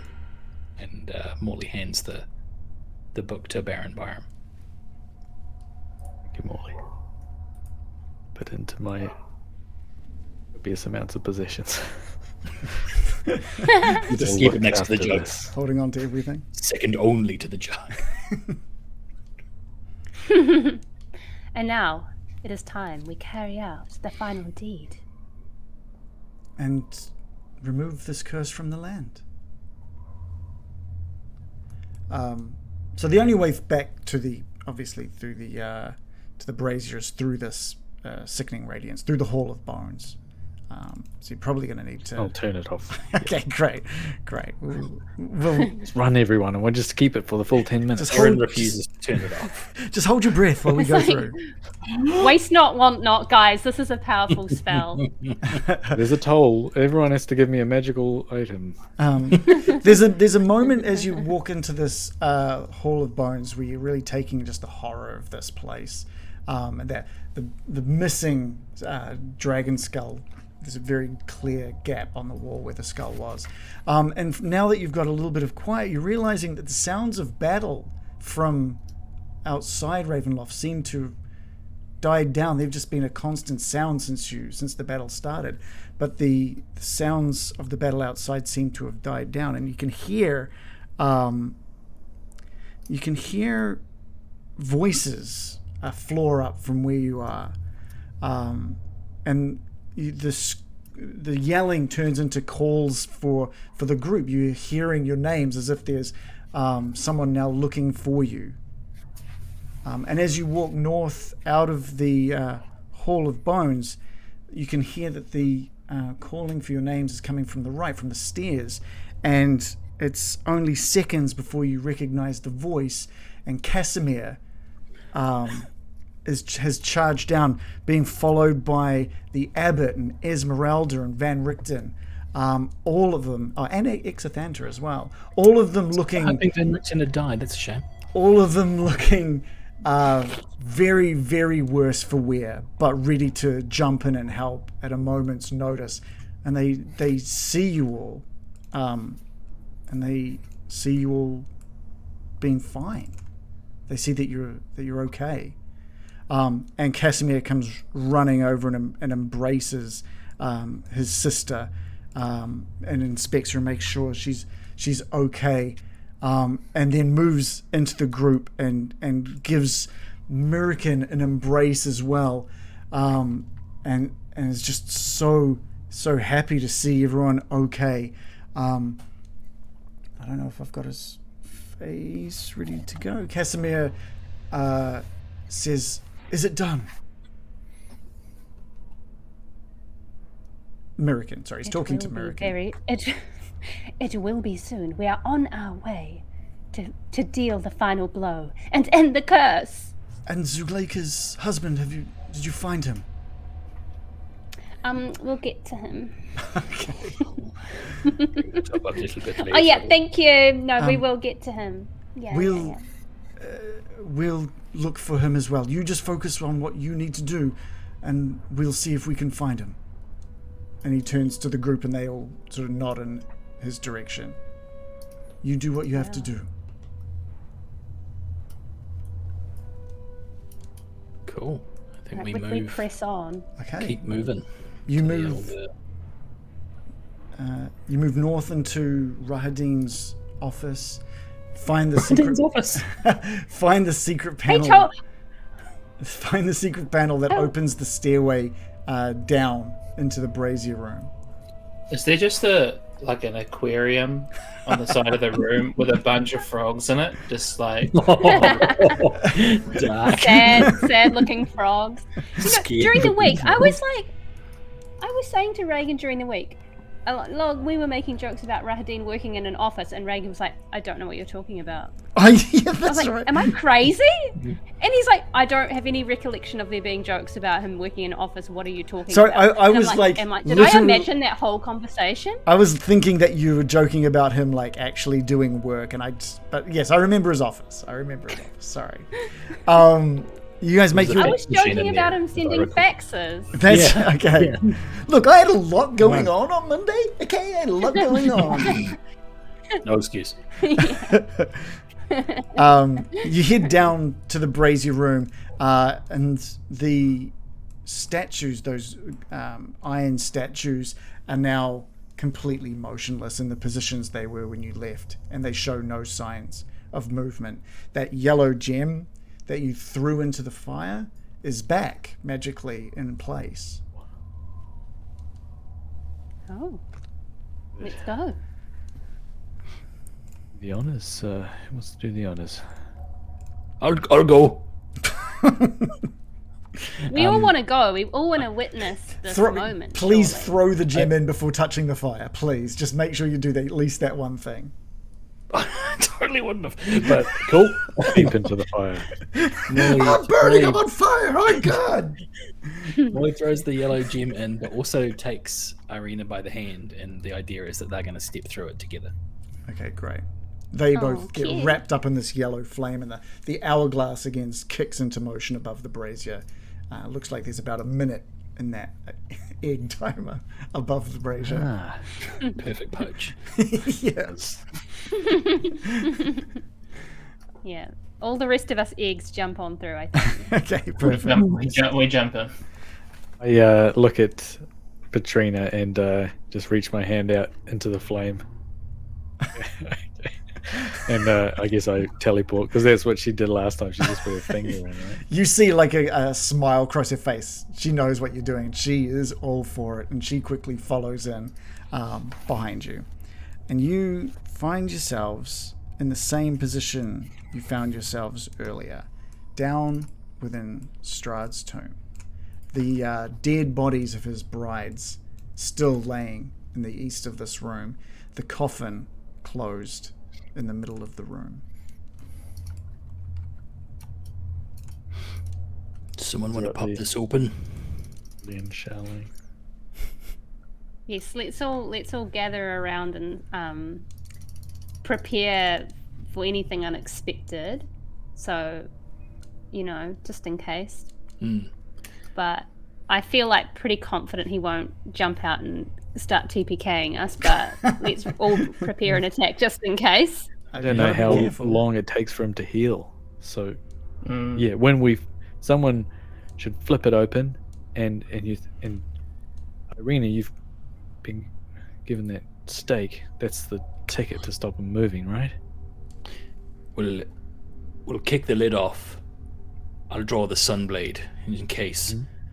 And after a second or so, after we're sure he's motionless, Irina, take your revenge for Ismark. And she nods. Can I cast guidance on? Oh, sorry. Carry on. There's a bit of lag, I can see. That's I'm all right. sorry. I was just going to cast guidance on Irina with a gentle hand on her shoulder. Okay.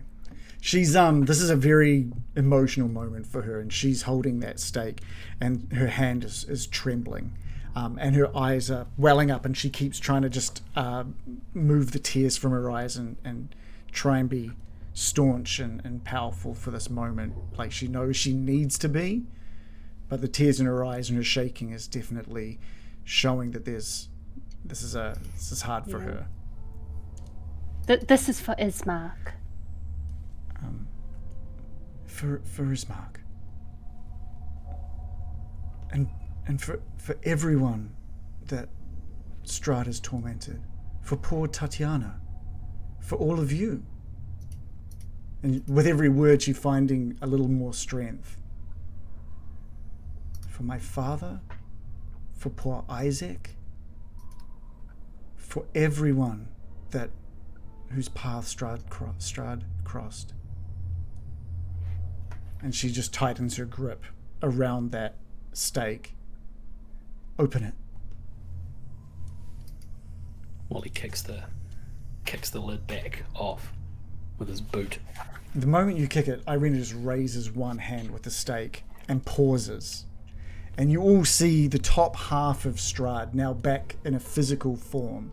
And you can see that there's a slow healing process occurring, but it looks like it would take quite a while to sort of rebuild the entirety of his lower body.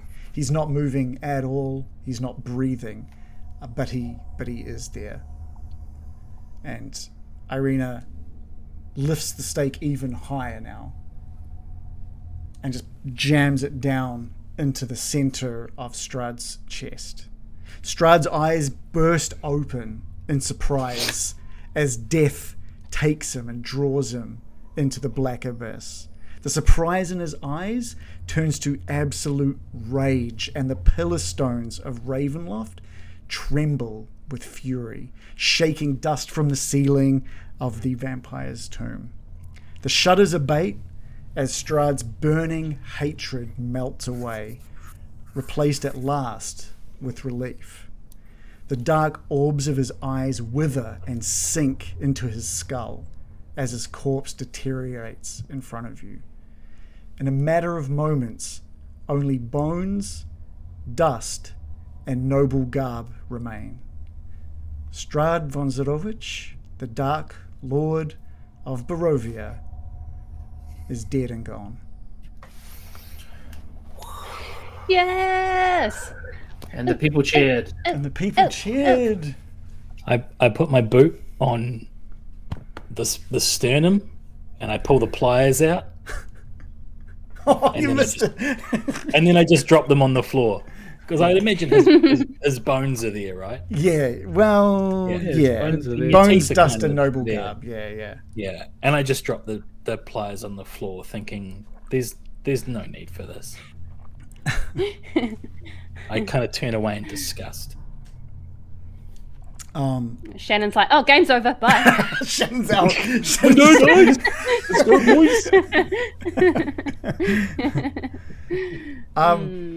I feel like an immense. Oh, Oh, no, go. sorry. I keep No, please. interrupting. I can tell there's lag on. I feel like an immense sense of relief and joy washes over the room, and palpable sense of triumph. I'm a wife. Yeah. My wife.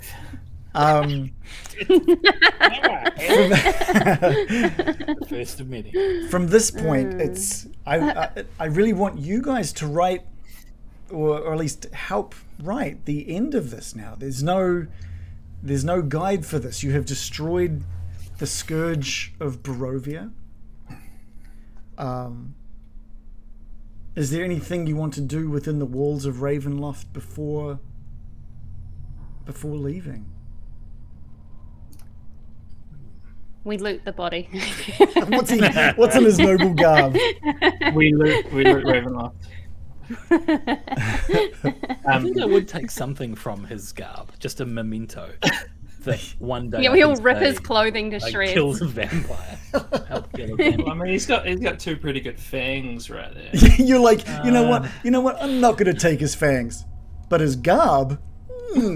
Is there like any jewelry? Has he got like jewelry on? Yeah, he did have some rings on his fingers, so there would be a I'm ring. just gonna take one ring. Okay, and it's like a beautiful golden ring. Irina, for the next 30 years of our marriage, is going to be like, get that gross thing out of this house. Yeah. It reminds me of like, kill my brother. It looks fucking sick, babe. It looks fucking sick. Put it on the mantelpiece. No, It's the Jim Beam mirror. babe, this is worth so much. Bill is looking at the noble garb, but in the same way that we in this world would look at like Hugo, the SS Gestapo uniforms. Like, that is incredibly well made, but there's no way I could ever wear that. Yeah. Like, so it's so disappointing because looks fucking cool. Yeah. Stylish, but imbued with evil. But Yeah. so stylish, but imbued with But evil. evil. Yeah. I don't have anything in here, but I do have something. I wouldn't mind addressing the army. Yeah. I've got, and I would also like to, because I have spell slots left, I would like to use mass cure wounds when we come towards the army and like send out waves of healing to all of the battle hardened survivors. I've got a question for the DM, and I think you implied this pretty heavily, but was there any curse? I don't think I got cursed when I got revived because of the blessing of the. Because of the blessing. Yeah. Yeah. You were spared. Well, that's sweet. I'm glad I didn't get cursed. Bill still is cursed. Yeah. The Baron He wanted that. is still cursed. Defeating Strahd hasn't removed these curses from you. And We should Bill, the fact that there was, I think with Bill there was probably a little bit of an expectation that killing Strahd might remove that. As good as you kind of think it is, maybe there was a fear it was going to disappear. But it hasn't. It's still there. And that makes you wonder, like, if breaking Strahd's curse didn't remove your own. what are the dark powers around Barovia planning? Is there ever a true end to their curses? So that's on Bill's mind. So the question remains: is there anything within these walls of Ravenloft, or are we good to go out and see the army and how they fared? I think we'd go out to see the army. The people are more important than Ravenloft. We can always come back later if we want to explore its crannies. Yeah, you. Patrina offers to teleport you all to the gates of Ravenloft, just to save on some time, just to make it a bit easier. Save on fuel. yeah. And she again asks you all to stand close, and one by one she touches each of you, and you disappear and appear out at the gates of Ravenloft on the bridge, looking out back towards the battlefield. And there is dead and dying everywhere. It's been an absolute bloodbath for the vampire spawn. There are a lot of dead and dying Barovians, werewolves. There's still people standing on your side, and they're tending to a lot of the wounded and some of the dying. There is nothing left standing on the opposing army's side. They have been wiped from this plane of existence. Get a point. The one thing I should say that you probably noticed, it was one of those things where you're thinking, something's different, something's not quite what we're used to here, and it takes you a little moment. And I think, Miraqen, you've got the highest passive perception, so we're going to say that you're the one that notices this first, but the rest of you do clue onto it pretty quickly. Is it sunny? There is no... Sunlight used to be so normal for you, but you've spent weeks now, over a month, in this dark land, and seeing the sun at first, it kind of reminded you of the old normal, and it wasn't until you realized, wait a second, it's sunny in Barovia. It's always sunny in Barovia. There's no clouds in the skies. There's no rain, no thunder, and you're noticing it, and some of the Barovians are noticing it now. And there is crying and tears, and when they notice you now on the bridge, standing with Castle Ravenloft silhouetted behind you, the ones that can, erupt in applause and cheers at the sight of you.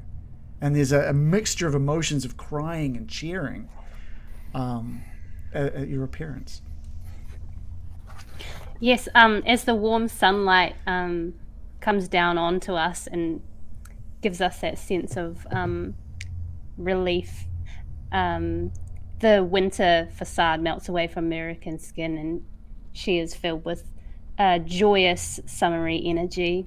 And she raises her staff up as she walks into the midst of the injured and starts chanting as a wave of healing energy washes out from the center of her and casts mass cure wounds on everyone in a 30-foot radius. Okay, nice. That manages to bring back to life a few that are dying, and manages to cure the wounds of many that have been sort of lined up and have been helped by a lot of the surviving Barovians and were-ravens. There are some that are unfortunately lost, and it's only a matter of time before the abbot reaches your side and asks for permission to do what he can to revive some of those that have passed.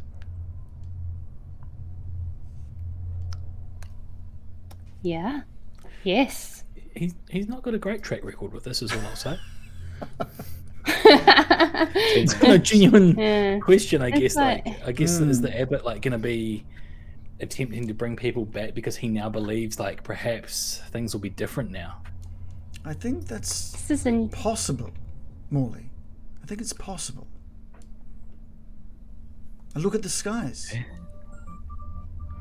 A lot has changed. Hello? This is the sound he makes as he takes his angelic form. Oh, incredible. Revealing who he Polyphonic is. ringtone. Yeah, revealing who he is to everyone around. Finally taking ownership for who he is here in Barovia. He originally came to Barovia to look after the people of Barovia and cure them of their wounds, and because of Strahd it led to monstrous twistings of what he intended. And he's standing there now in his angelic form and says, surely it's worth a try. Yes, this is a new era for Barovia. We have lifted the curse. Abbot, if this works, and I look at Irina and turn back to the abbot and say, do you think there could be hope for Ismark? If this works, I don't see why And not. Savid. And Savid, of course. And those other dust elves. I mean, I can't do it all day. Oh, tomorrow. But I think there's an agreement of if we can get as many of the dead back to Barovia, to the village of Vallaki, maybe there's a chance that over the coming days we can try and bring back as many as possible.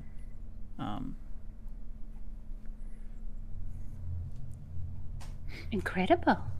What are some loose ends you guys are wanting to sort of tie up before we do just ring the bell on this campaign? We go kill Bubba Lasagna really quickly. She's dead now. She's gone. You killed her. Yeah, Yay. yes. I'm All so the glad we gems. did that. Victory. My favorite victory of the whole campaign. No, that is hopefully we're gonna. I think some of the things like that we might leave for another time in the new year if need be. So I don't want to tie up completely everything. I would like ideally to end this if it works for the people within for the players. I would like to tie this in a way where if we're going to end with you stepping out of Barovia and into your normal lives, that you at least remain in Barovia for like a week before doing so. We don't have to cover that entire week. I don't mind if it's, but just an idea of what you want to be doing, what you want to be setting up, and what leaving might look like. So, Bill. I was just going to say before that, I said I wanted to, before we like start doing our sort of things, I think standing in front of the army here, wanted to address them and just brave citizens of Barovia. Strahd von Zarevich is no more.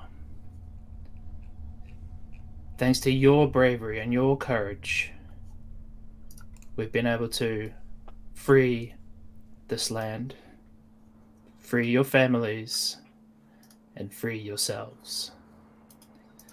And I want you to know that as I sing this, it used to rain a lot here. And I bust out my lute one more time.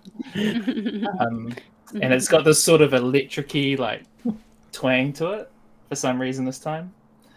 I never wanted to be here in Barovia. Only wanted to hang with my friends. Strahd couldn't steal Tatiana. His tyranny has come to an end. Purple rain, purple rain. Purple rain, purple rain. Only wanted to see you underneath that purple rain. And I'm sure they go nuts. They do, because your charisma is mental. and you don't take no for an answer. So yeah, they absolutely love it. I was kind of hoping it would still be raining and the purple light is still kind of streaming across, but the sunlight's pretty good, I guess. Yeah. Yeah. Rainbow, I suppose. Purple rainbow. No? Purple rainbow. Purple rainbow. There Yeah. you go. Purple moonbow. Oh. Just layering it until it's no longer the thing it A was. double purple moonbow.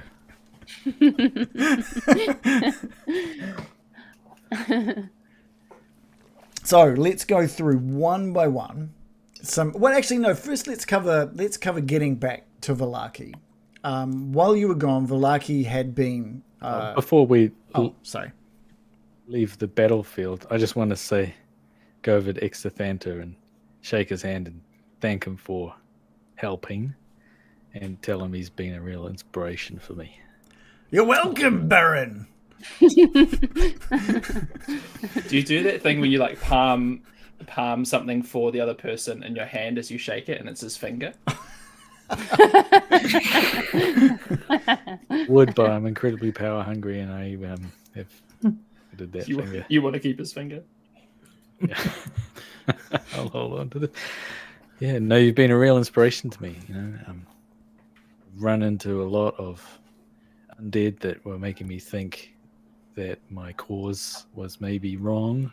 They're ill people, cause harm, but you've really made a difference. And maybe one day I want to become a lich, just like you. He's so happy to hear that. And he says, well, you're welcome up at the temple whenever you like. And maybe one day you can be as powerful and as evil as me, and we can rule this land together. Sounds wonderful. Thank you. Thanks for the invite. Over on the evil part, I just sort of gloss over that part. That sounds amazing. And got a beautiful decor. I want to come and read those books sometime. I'll just add that to my to-do list. Kill Exthanther. It's like, he's evil? Yeah, he's a lich. He's you just He's did him got a to favor. go. Yeah. I see great potential with your power, Baron. I can see what the young lady, and he looks over at Petrina, sees in such a powerful wizard. You look after her, Baron, and I'll see you later. And he casts teleport and disappears back to the Amber Temple.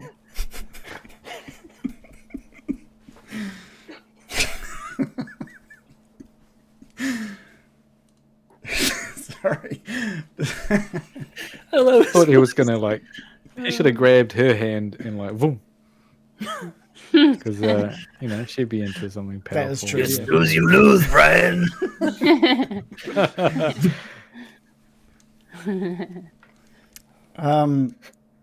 Okay, I think the abbot is keen to get back to Vallaki to help Ismark, as is Irina and Savid. Let's not forget Savid as well.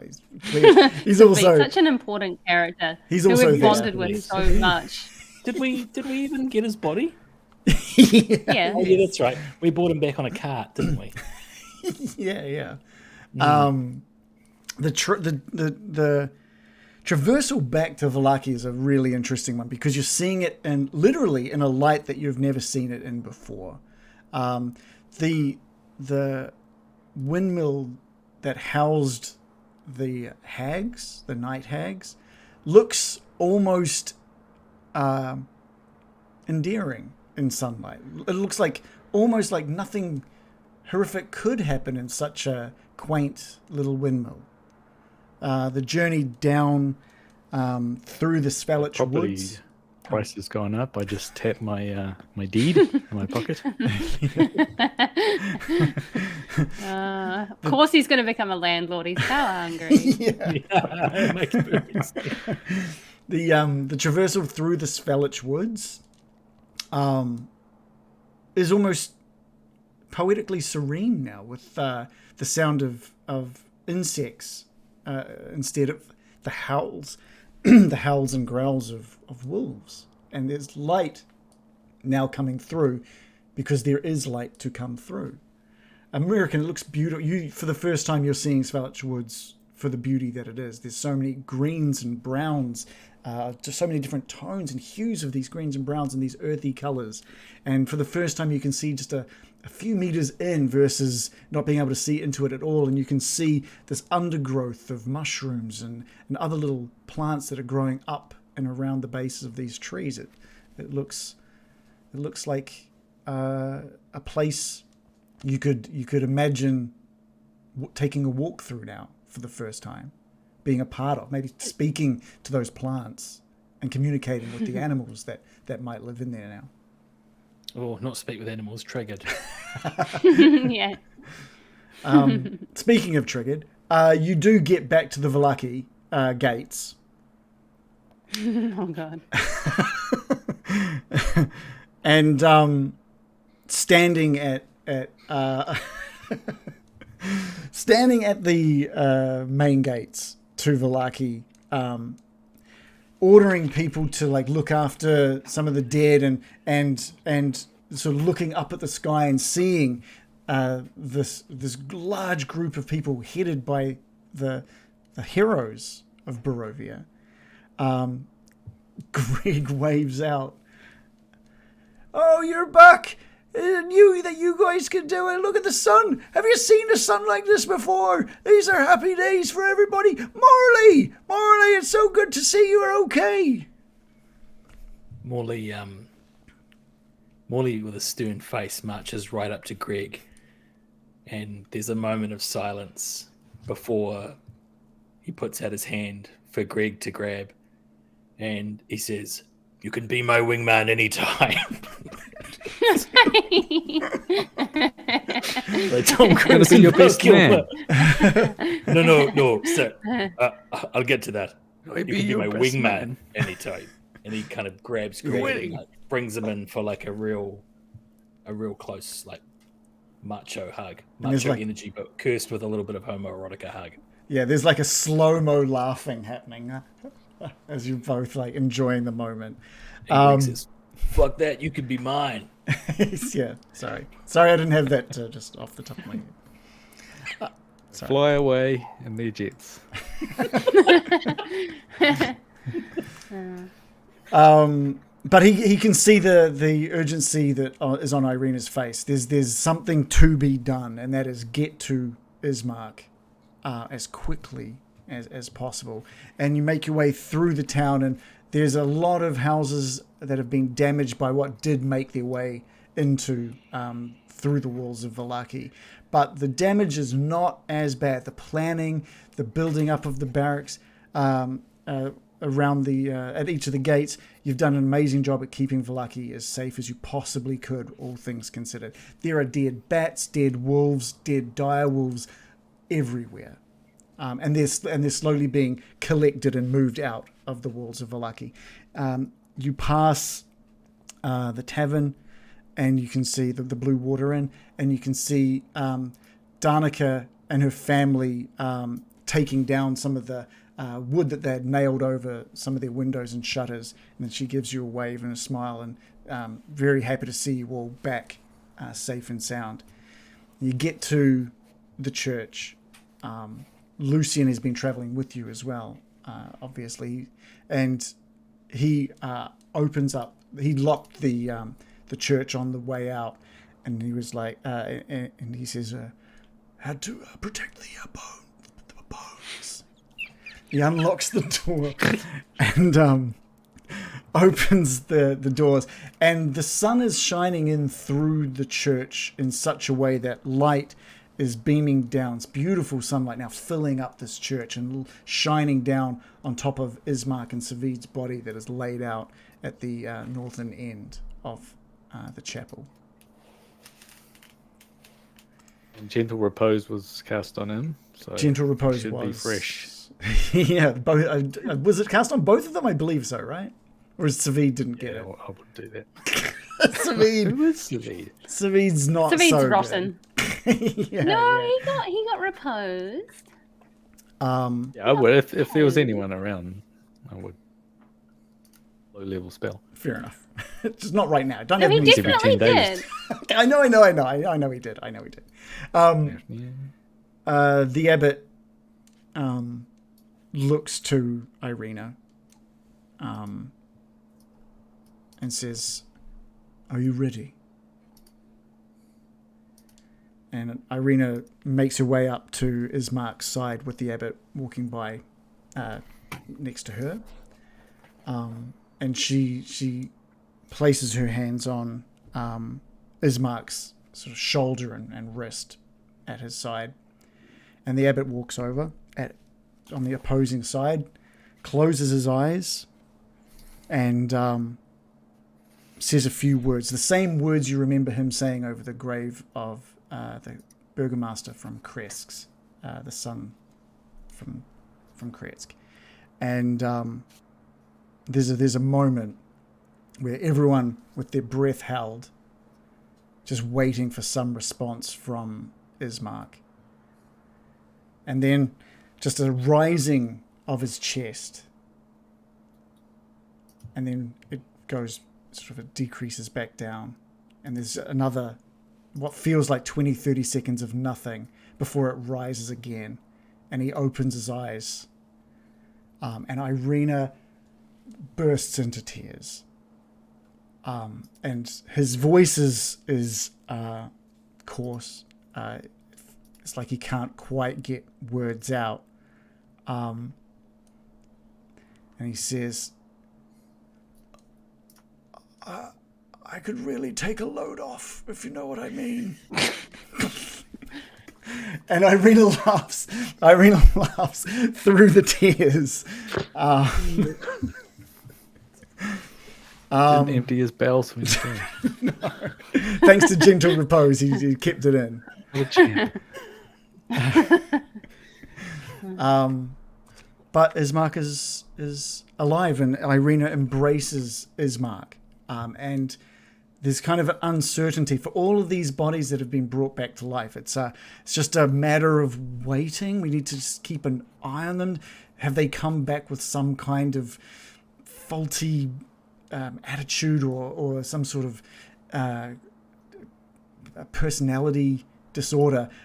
As the abbot also revives Savid, and the Dusk Elves that made it through the fight are there at his side to make sure that he's okay, and he too comes back to the living. And there's like this moment of absolute joy, and just the golden glow of the sun and the morning Lord just filling up this church. It's a joyous moment, but there's so much respect given to the power that the abbot has shown, thanks to the morning Lord. Is there anything that any of you would like to say to either Savid or Ismark?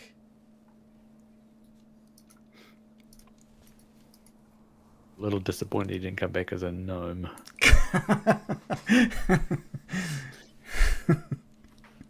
Is this like the only option? Is like something to say to either of them? Is there still going to be time to?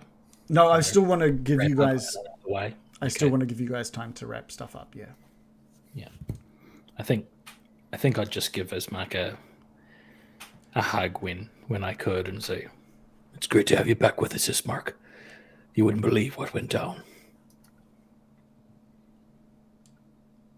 Does Miraqen want to say something to either Ismark or Savid?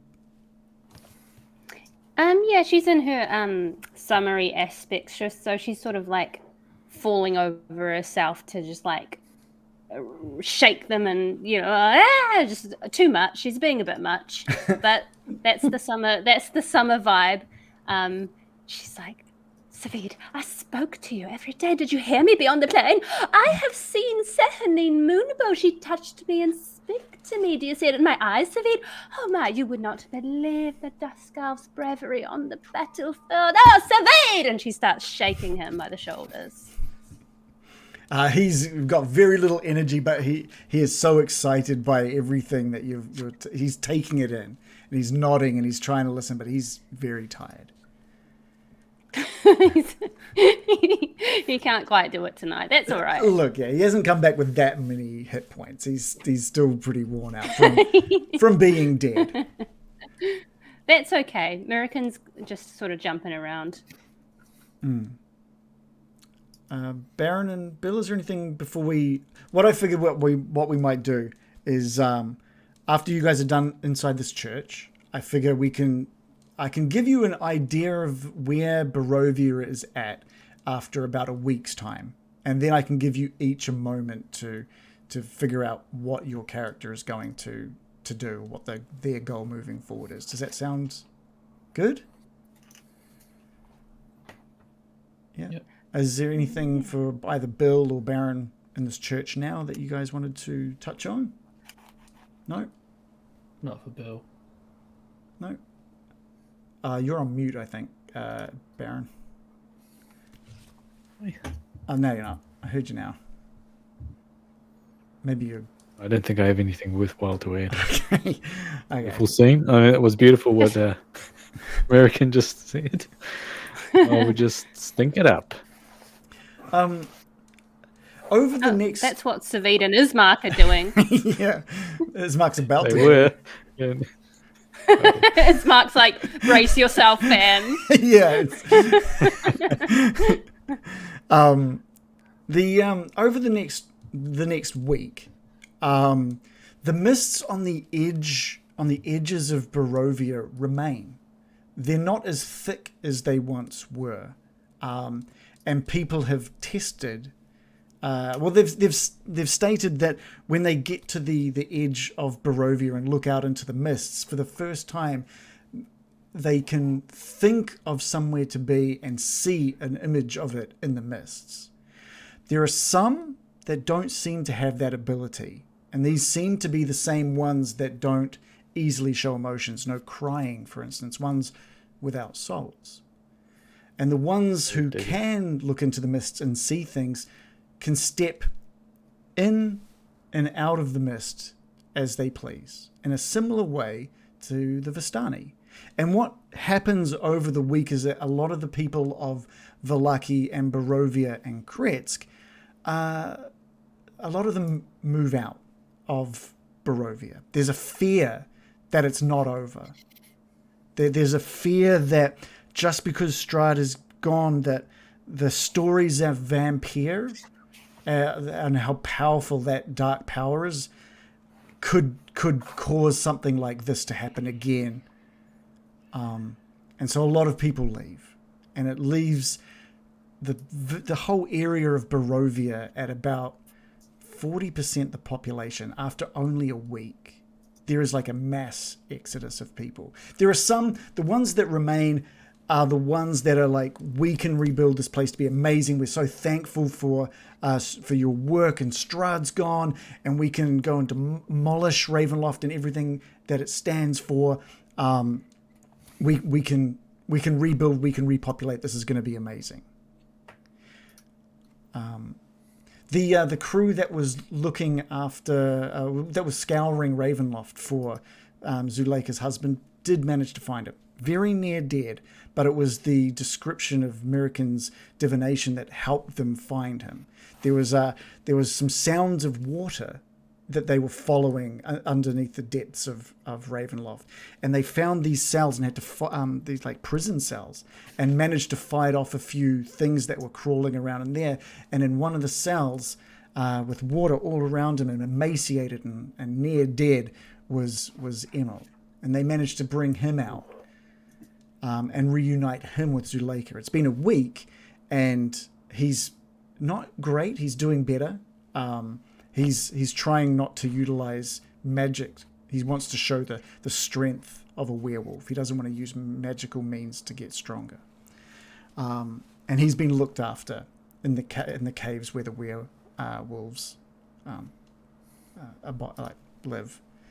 The other thing that was brought out of Ravenloft was another very emaciated and hungry and near dead tabaxi.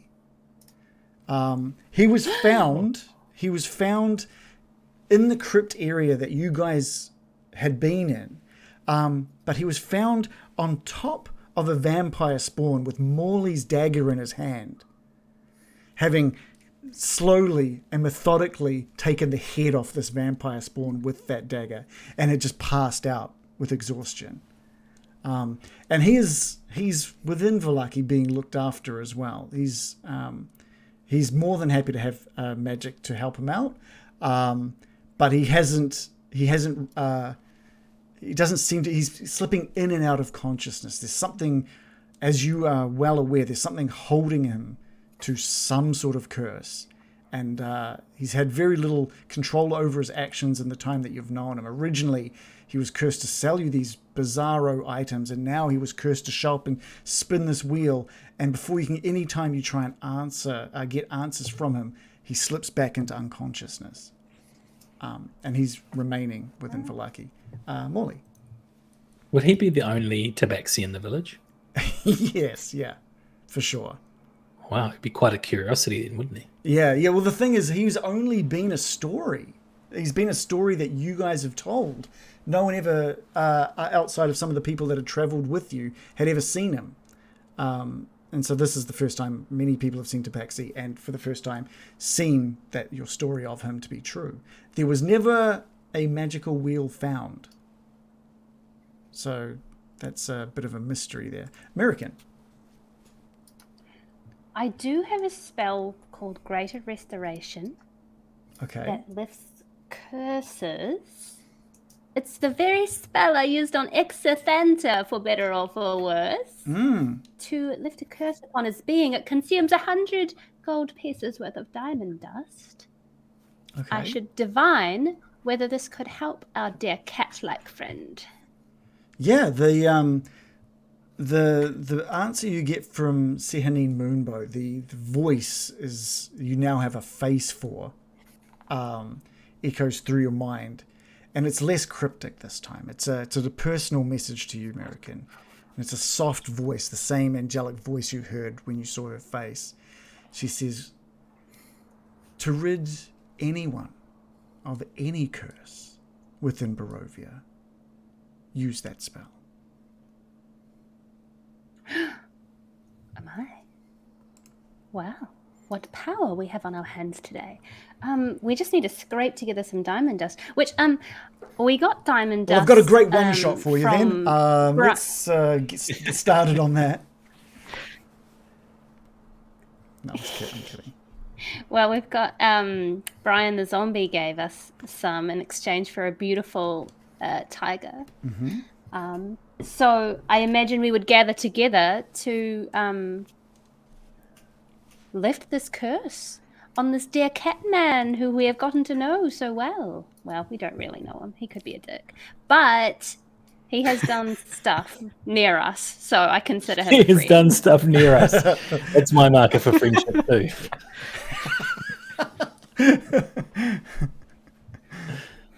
He hasn't been directly antagonistic, therefore he's on my good list. Yeah.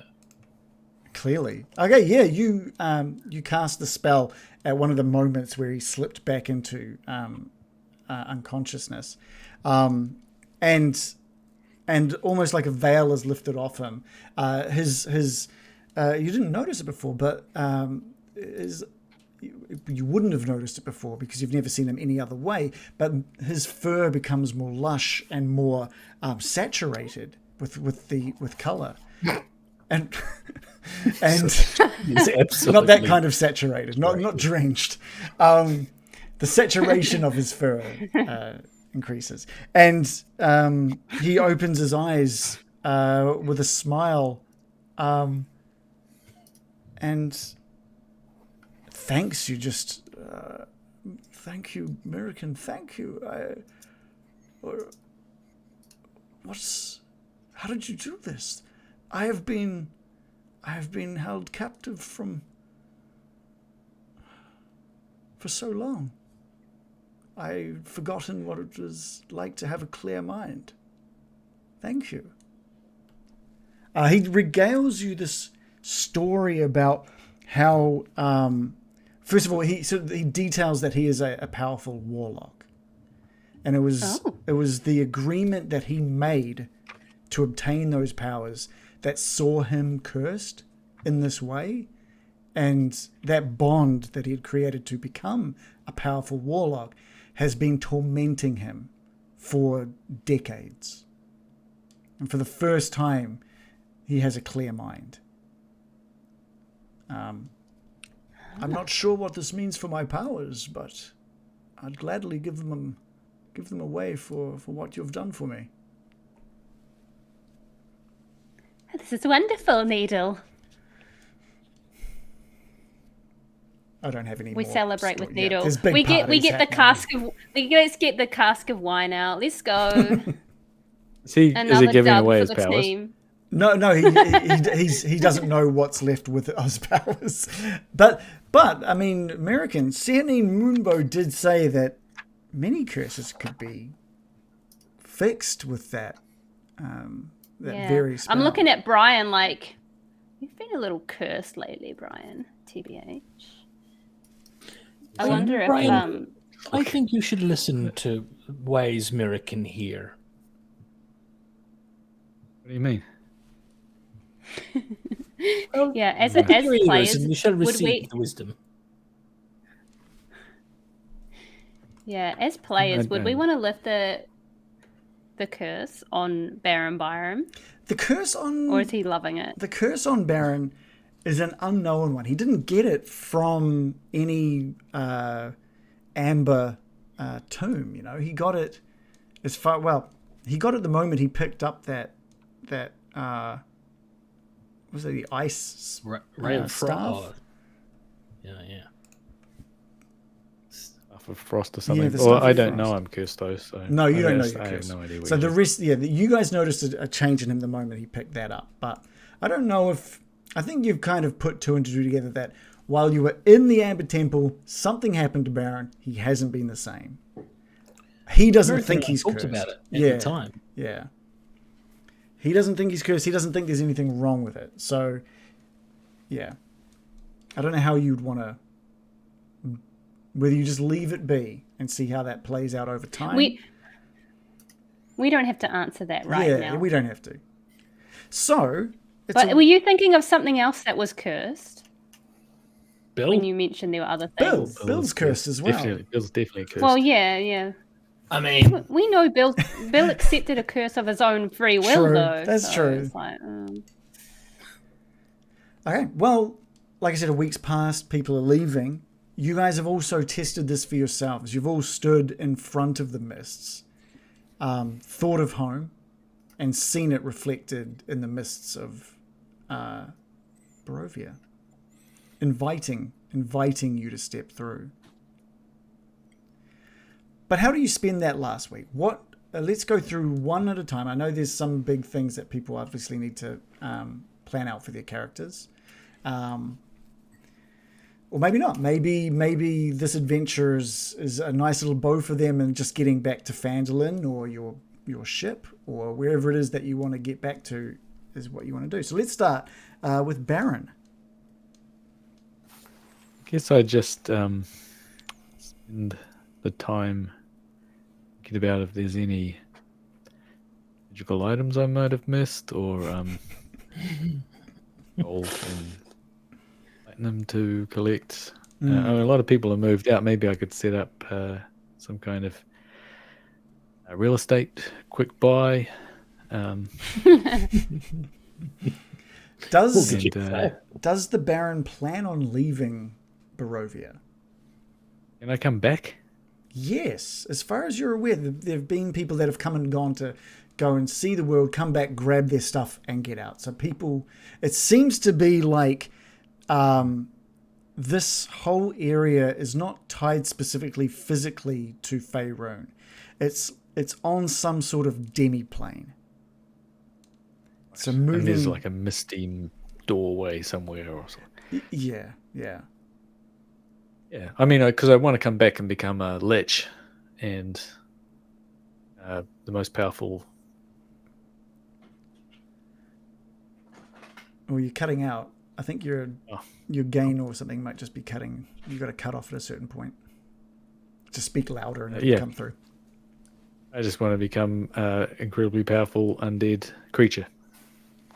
Okay.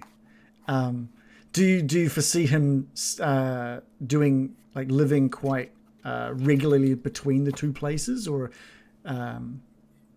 where is he going to call home? Yeah, not in Barovia. Right. I don't think he's powerful enough yet to become a lich, so he will go off and try and accrue more wands. Or This is a little disturbing. Should I undo this curse? I feel like the more I would observe this, the more I'd be like, this is a curse. This is not good. I don't know. Does Baron? His ambition is to become. He's basically becoming evil, more and more like an evil character before our eyes. I feel like we would want to do something about that. I don't know. I'm gonna let Shannon answer that. Really, it's his character. I'd let Shannon decide what happens to his character. Well, but I can't. Yeah. I don't even know I'm cursed. But as Shannon, you know what? For the first time, you can metagame a little bit. You're allowed to figure as Shannon, just to help speed things along at the last little. I think cross the line. I think this is not the character that I made. He's he's the opposite. He doesn't believe in democracy anymore. He's a fascist. He used to think democracy was great. Now he thinks it's for fools. He used to hand out pamphlets, and now he wants wands. So I don't think. Yeah, I think he would be relieved if it was ended. Oh, if the curse. He wouldn't know that. So right. never ends. Yeah, stuck like that. He would be relieved if the curse was.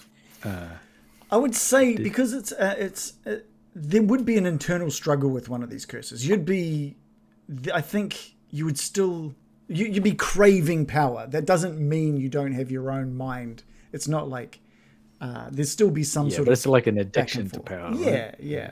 So it's slowly changing his mind. In which case, I will give Miraqen an insight roll.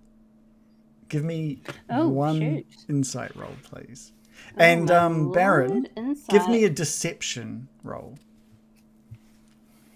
Okay. And this is going to be the decider on whether or not. No. I've rolled a 5 + 4 for 9. Okay.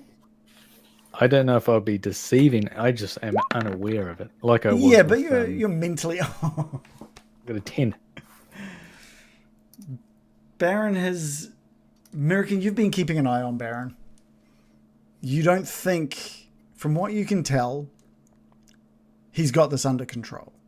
You don't like it. No. But he doesn't have it under control. But you think he's got it under control.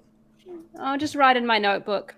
May have to kill Brian at some point. Just next to Exophanta. Just exit that. You got a little kill list growing.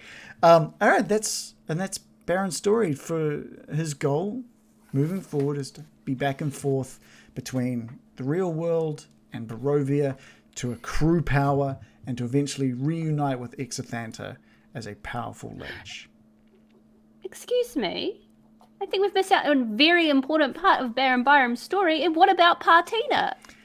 Well, yeah. Well, I think realistically, I don't think either Patrina or the Baron has ever been romantically interested. It's a power interest, and I think Patrina wants to stay and help Barovia grow for two reasons. She also is power hungry. She wants to learn from Exophanta. She wants to delve into Ravenloft and maybe return some of her old belongings, but also take a look at what else there might be for her. So there's a shared interest. She wants to grow, get more powerful. She loves that the Baron is dedicated. To make that switch to a lich as your goal, that has her so impressed. Still a lich. Yeah. So I think she's has this moment with the Baron before Baron moves through the mists for the first time, where she states that when he's ready to become a lich, she'll be here and she'll be more powerful and they will make an amazing couple. Not based on romance, but on power. It's like this little agreement. It's kind of like, if you're not married by 40, let's get married. It's kind of like that. Level 40. Level 40, yeah. And that is, I think, the Baron's story. Let's move on to Bill. I'm adding Partina to my kill list. Yeah. What about Bill? So, Bill spends the week kind of talking to various people. I think at some point, I imagine this group, probably led by Miraqen, goes and visits the Madame Ava and the Vistani who would not attack us on sight. They've left. And they're left gone before you even get a chance. When you head there, they're out. They've gone. They've moved on completely. Okay. There's no sign of that camp. Okay. In that case, I would talk to people who've kind of come and gone and just sort of work out how that works. Right. Because I want to have the option. So the thing that's rattling around in Bill's mind now is that this place is safe for now, but the Amber Temple still exists. Doesn't particularly trust Patrina. Like, if there's a vacuum of power, at some point maybe somebody will try to take that back over and become the new Lord of Ravenloft.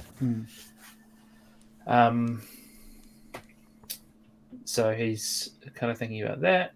And then, I think after spending some time with the new sort of cadre of,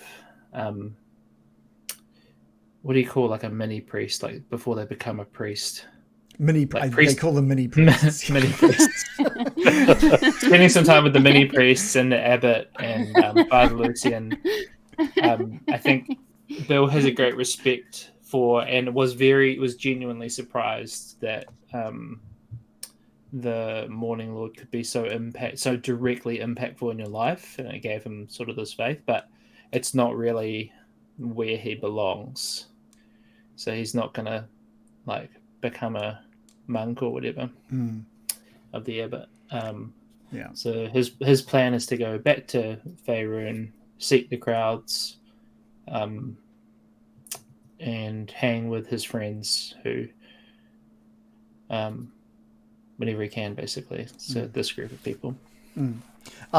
Just to add some details, it would probably be Esmeralda that you chat to. She's the one that you've gone to her asking, like, how did you get in and out of here? How did the Vistani do it, since she is Vistani herself? And she's the one that maybe starts this realization that everyone gets. She shows you. And for the first time, you're able to see something in the mists. And she asks, do you see it? And you do. And she says, well, if you see it, you can just go for a walk through and you'll be there. And then how do I get back though? And she details it's a bit of a process. It's a bit of a harder process. If you can travel, if you're magic in the way of being able to create portals to the demiplane, it's much easier. Otherwise, it's a very mentally taxing process to get the mists to come to you. But if you can see through the mists here, you will be able to do it, and sort of explains the process in depth to you. And this is where the knowledge of stepping through the mists happen. This is early on in that week, and it spreads to others who hear about it, who give it a try, and they too step in and out and find. So it's almost like you're the reason that the people of Barovia are able to understand and figure this out. Would Bill ever return? Yeah, maybe, but one day. Right. I think it would be like, there'd have to be a reason. Like, oh shit, Patrina's become like the new Lord of Ravenloft, or Exithanta has broken free from the Amber Temple, or something like that. Morley. Oh, sorry, Bill. Is there anything else, or do we feel that is Bill's future? That's what he's going to be up to. I think he's still pretty lost, but he knows that the church isn't the right place for him to. Yeah. Do you think, is he now with everything he's seen, is he at least a true believer of the Morning Lord now? 100%. Nice. 100%. Cool. I think Father Lucian hands you one of a small necklace with a pendant with the Morning Lord's symbol on it. He understands you're not going to want to follow in his footsteps, but he knows that you believe and believe fully, and he believes that even if you don't believe it, Bill, there is the Morning Lord within you. And he hands you that little amulet. Morley. What does Morley's week look like to the lead up of, well, I guess the question is, does Morley leave Vallaki? Does Morley leave Barovia?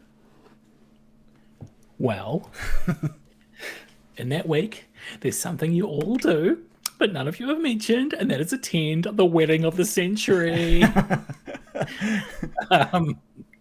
So, Miraqen, I think you would be the bridesmaid, the maid of honor. Oh, Been to so many weddings. I'll bring the flowers. I'll make everything bloom so beautifully for the day. And I think we're going to get married in the church. Bill, I'm going to ask you to be Morley's best man.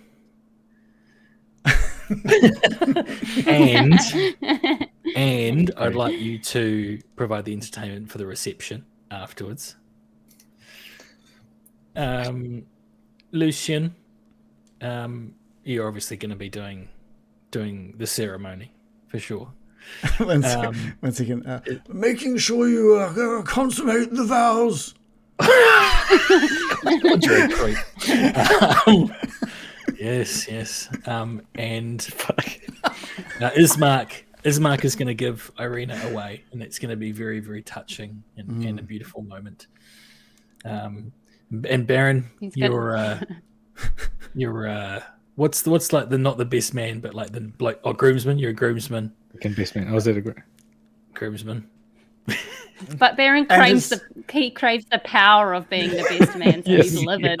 Is it like Baron and like 2 or 3 of the skeletons as well, like, as your best man? Or no, just no. Yes, I could make you a bone carriage, and it'd be drawn by skeletons. That's a lovely offer. Certainly consider that. And I think we'd invite Davey in, and a lot of the friends we made along the way. I bloody love a good wedding. I bet you do. And I was hoping you might be able to give us some wine, and for those who don't drink, some kombucha. He does. They are more than happy to supply. It's been unfortunate. There was never any further winery gems found, so they are cursed for now to be only able to create the mediocre wine. But they bring plenty of it, and they bring plenty of the kombucha as well, to which people... You say mediocre, I say perfectly adequate. Bill loves it. He is drinking it. He is throwing it back at the reception. He's loving it. And other people... Bill's a bit pissed at the wedding reception as the best man. He keeps on like elbowing the Baron, like, come on, give us some jug wine. There's only 50 liters a day or something. Come on, just a glass. Just drinking straight out of it. And then so adequate. So we have this wedding, and that's lovely. And I think Morley would be asking if Barovia was like the right place for Irina to stay. I think he'd like to head back to the port town where he's from, and far from settling down, I think he now has a kind of a lust for this kind of life of doing more adventuring and less couriering, which is what he was doing. He wasn't pirating, for anyone who made that early mistake. And so he might switch to pirating. No. Listen carefully. Adventuring. But he'd be willing to move somewhere else and take Irina with him, and they could start a new life together. Irina has never seen the ocean, never seen the sea, so the thought of this is so exciting for her. There's a concern at first about her brother, about looking after Ismark, being there with Ismark. But over a few days, Ismark and Irina sort of talk about what's best for both of them. And Irina, Ismark knows that obviously being with you is the most important thing, and that seeing the world after being trapped in so many different ways within the walls of Barovia, leaving them is the best thing for her. He plans on leading Barovia, and his first step is to try and put up, bring the quality up to that of what he's heard about in Kretsk. The ironic thing is not that Kretsk wants to be as shitty as Barovia, but they're wanting to bring their walls down. There's talk in Kretsk of bringing the walls down and inviting more people in to expand Kretsk from what it is. And there's communication between Ismark, Davian's son, who I totally remember his name, and the Burgomaster from Kretsk. It's not just us. Yeah. I've got one more question. Mm-hmm. Whatever happened to last place Percy from the elections? Is he going to continue his involvement in local politics? He or left. what? He left through He's the gone. mist. Through the mist. Yeah, through the mist. He's out. You didn't feel appreciated, so he's Fucking gone. President outside there somewhere. Yeah. Anything else, Adam, for Morley? So I think, okay, cool. So the goal there is to step through the mists with Irina back to where your boat is harbored. Miraqen. I think the wedding was a joyous occasion for all, and Miraqen was filled with joy at seeing Morley and Irina together, so happy and celebrating with everyone, and no horrible things sullying the day, and just the sun was out, and it was just such a beautiful day. But as the days passed after the wedding, seeing everyone splintering off with their own agenda, she started feeling a deep sense of sorrow at this sort of insular group of companions all going their separate ways, and there was sort of a sense of finality and grief for the loss of her companions. I don't know how it would go with the Dusk Elves, because They'd like it to go I in wanted to every form a- way, to be honest. I wanted to form a bond with them during the adventure, but I think they might uniformly be limp dish rags, unfortunately. gonna say something else. I think, like, well, I mean, it follows, to be Big honest. spiders. The energy from the vibes from these men has been subpar continuously. So much as, like, there was a dream there, and I think it's been dashed by just Savid's vibes are just so bad.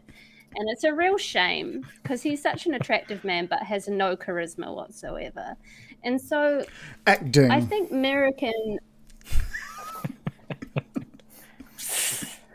I feel like Miraqen would return to her nomadic ways, sensing there was no place for her in many of the people's lives she's encountered, and probably would spend a lot of time in the woods searching for answers, and then venturing out every so often, just trying to find someone to help, as that is her way of life. It's a lonely and sad way of life. But I think that's what would happen. So, But there would be, like, so carry on. there were moments of joy and triumph, and she's proud of what she accomplished. But again, she finds herself a lost elf in a world, in a different plane, where there is no sense of belonging. It's a melancholy ending. Do each of you have a place in mind for where your character would go once they step through the mist?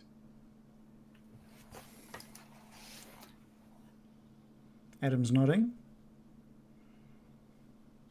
Shannon's talking, but it's on mute. Talking. You got to speak louder. I think you've got some sort of gain cut off, I think. I was just going to say a nice cafe. Okay, yeah. And whereabouts? Oh, I think I'd like to see Fandolin again. I think that's... Okay. Bill? Before we go our separate ways for a while, I'd just suggest to the group that we perhaps catch up in that little cafe in Fandolin that the Baron loves so much. In say a month's time. I don't know where that is, but you're going to have to let me know. I'll get you a map. Oh, thanks. Thanks for that. Miraqen, is she keen to meet at Fandolin in a month? First of all, where is she? Is there a place that in her mind of where she'll be going next? Probably just traveling around Barovia looking for people in need. Oh, Barovia. Okay. All right. Staying within the walls. Okay. I think there's a moment... Oh, Bill, sorry. And is there a place where you're planning to go next? Waterdeep. Waterdeep. You all meet, a week and a half out from the banishment of Strahd, destroying the very curse that took over this land. And you head back to the east. You've gone through the village of Barovia, and Irina and Ismark have had these conversations about what's best. And Irina is joining you as you head towards the eastern gates.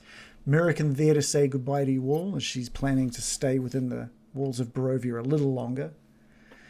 And the rest of you with the place in mind. And as you think of the place, you can see it clearly in the mists beyond.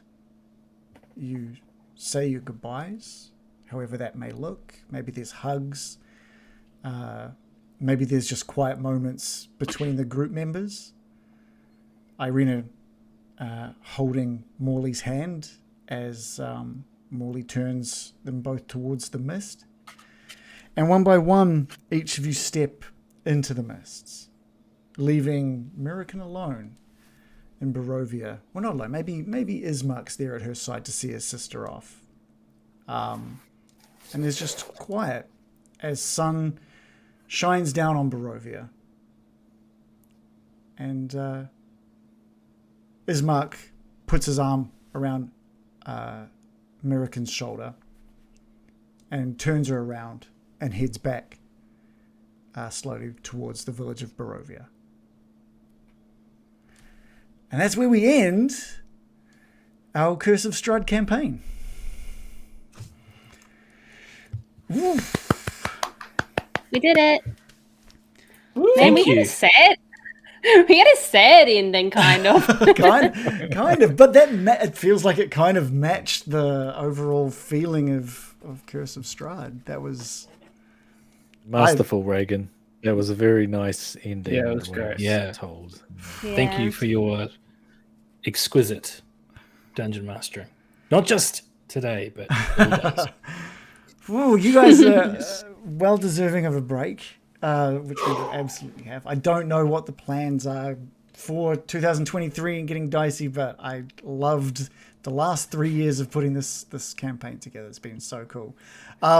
Do you reckon if we're all available on Monday, or whoever's available on Monday, do we want to get together and just talk about the campaign? And you can ask as many questions about as many things please. as you Yeah. want. Oh, And it will be a completely open book. Yeah. Yeah. That's Okay, cool. Literally, you'll I have have the book something open. to add. Yeah. No, we're finished, Joe. There's no I more. feel like No, carry on. no. In the prologue, as Miraqen and Ismark walk away down towards the town, you just hear as Ismark walks away, you just hear.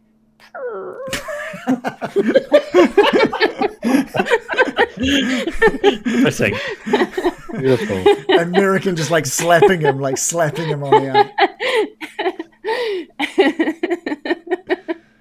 arm. I'm sad. this sad is it's that done. Michael goes down.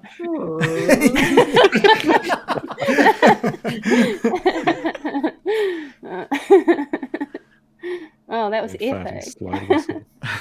You're sad. Yeah. That has been a huge campaign. Absolutely That was- enormous. I'm going to That was big. close roll 20. And Oh my lord! and I may Last time. well, I may never open that specific campaign again. When? You'll open it on. You'll open it on Monday. Well, I don't know if I'll need it. Maybe I will. Maybe I'll open it on Monday just for the. We got we got a bunch of GGWPs in chat, which I can. Oh, look, I'm just going to assume it's. That means Oh, you just muted yourself when you said. Why that did you as mute well. yourself just as you went to say that? So that means. it means good game, well played. Oh, yeah, okay, cool. And I was directing that at Adam. Oh, thanks, son. Helping this old man. Okay, It's a Dragon Ball term. Gar said, meanwhile, Loris has descended into the shadow of a life in the fighting pits, living day to day a life of savagery and despair. There you go. Oh, Nice that little- sounds lovely for him. At least sounds someone great. had a happy ending. yeah. Let's Does love a quickly happy ending. cut to Loris, who is now married with children and very happy. And rich. I feel like He's rich, I he's feel taller like somehow. Morley... Oh yeah. I feel like Morley got a happy ending, and everyone else's was quite bittersweet. Don't you think? Got more than a happy ending. Ugh. Yeah. Yeah. Oh, Yeah. this Yeah. boat's a rockin'. I'm This boat's a rocket. constantly. I was surprised that everyone kind of. Morley's always like, it's just like driving a boat.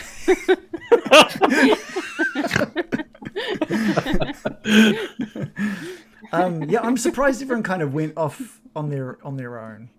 It seemed very final. I was, yeah, it's interesting. Yeah, I didn't. not really a I didn't commune. expect that. But We that was one thing. It's we only actually natural. That's what makes it bittersweet. Yeah, yeah. That was one thing we didn't talk about beforehand. Like, what would I suppose we were so focused on? Didn't think we'd be alive to see it. Yeah, Yeah. To be fair, On the I bed. did ask like once every week for the last 3 weeks to think about what your characters would do. Did. No. But we never know what's Hard going to to tell. happen. Whenever Yeah, we yeah. make plans, it changes. So, like, you can have a Yeah. vague idea, but you never know. I said Yeah. it would really depend on if I'm cursed or not. Yeah, I'm really sad. I'm really sad I didn't get to lift the curse on you. Oh man, he's well, effed, man. we're meeting up. We're meeting up. in a month. Melancholy. If I go too far, This is the dice if rolls. I'm at the cafe and I've got like just all sorts of crap around me, I'm just hoarding. Like if I'm like Yeah. a So- hoarder of magical items. What I will say now that we've And finished, he's just talking about. Oh, sorry. because we've finished, it's if you were to gift that staff of frost to someone, if you were to just leave it somewhere and just get rid of it, you would be free of the curse. But Yeah, there's but no way not you're gonna dropping do that. Yeah, yeah. It is literally Yeah, that would be holding. crazy. It's the owner of that staff is cursed to be power hungry. And also, if you do use up all the charges in one day, you have to roll a d20. If you roll a 1, then it turns to water. Yeah, yeah, What? yeah. Oh you wow! risk- So you risk you losing could end up busting it and losing the curse at the same time. Yeah, yeah. So And you so- could overuse Quite a it low one chance, day though. and be free of the curse. So there was when you first found it. There was that pathetic guy whose master brought them to the Amber Temple. Oh, Vilnius. Vilnius. It was his the worst master's. cunt It was his master's dead body that you pulled it from, and it was his master's hunger for power that brought him to that Amber Temple. Oh my gosh. We should do a quiz show for the next episode where you have to make us guess between multi-choice Oh, I'd things. love more work between now and Monday. That'd be great. No, I didn't say you had to do it. I could do it. How? But I've got the answers. Yeah, but I can help. Okay. Well, I could fill out some of it. we need to go and stack rank. I for could the come up rest with of questions. Well, maybe NPCs. the questions come from you guys next week, and then we have a round of who can guess the answer. So if you guys have got questions, bring them and bring what you think the answers might be, and I can give you the answer. And whoever's closest gets inspiration. I don't know it anymore. Inspiration. Yeah. Amazing. That'd be Can't wait to use that in the real world. It's P. I don't know. We'll think of something. But Monday, we'll be back on Monday to say goodbye to the campaign. But thank you to everybody who came and watched tonight, despite it not being a typical Getting Dicey night.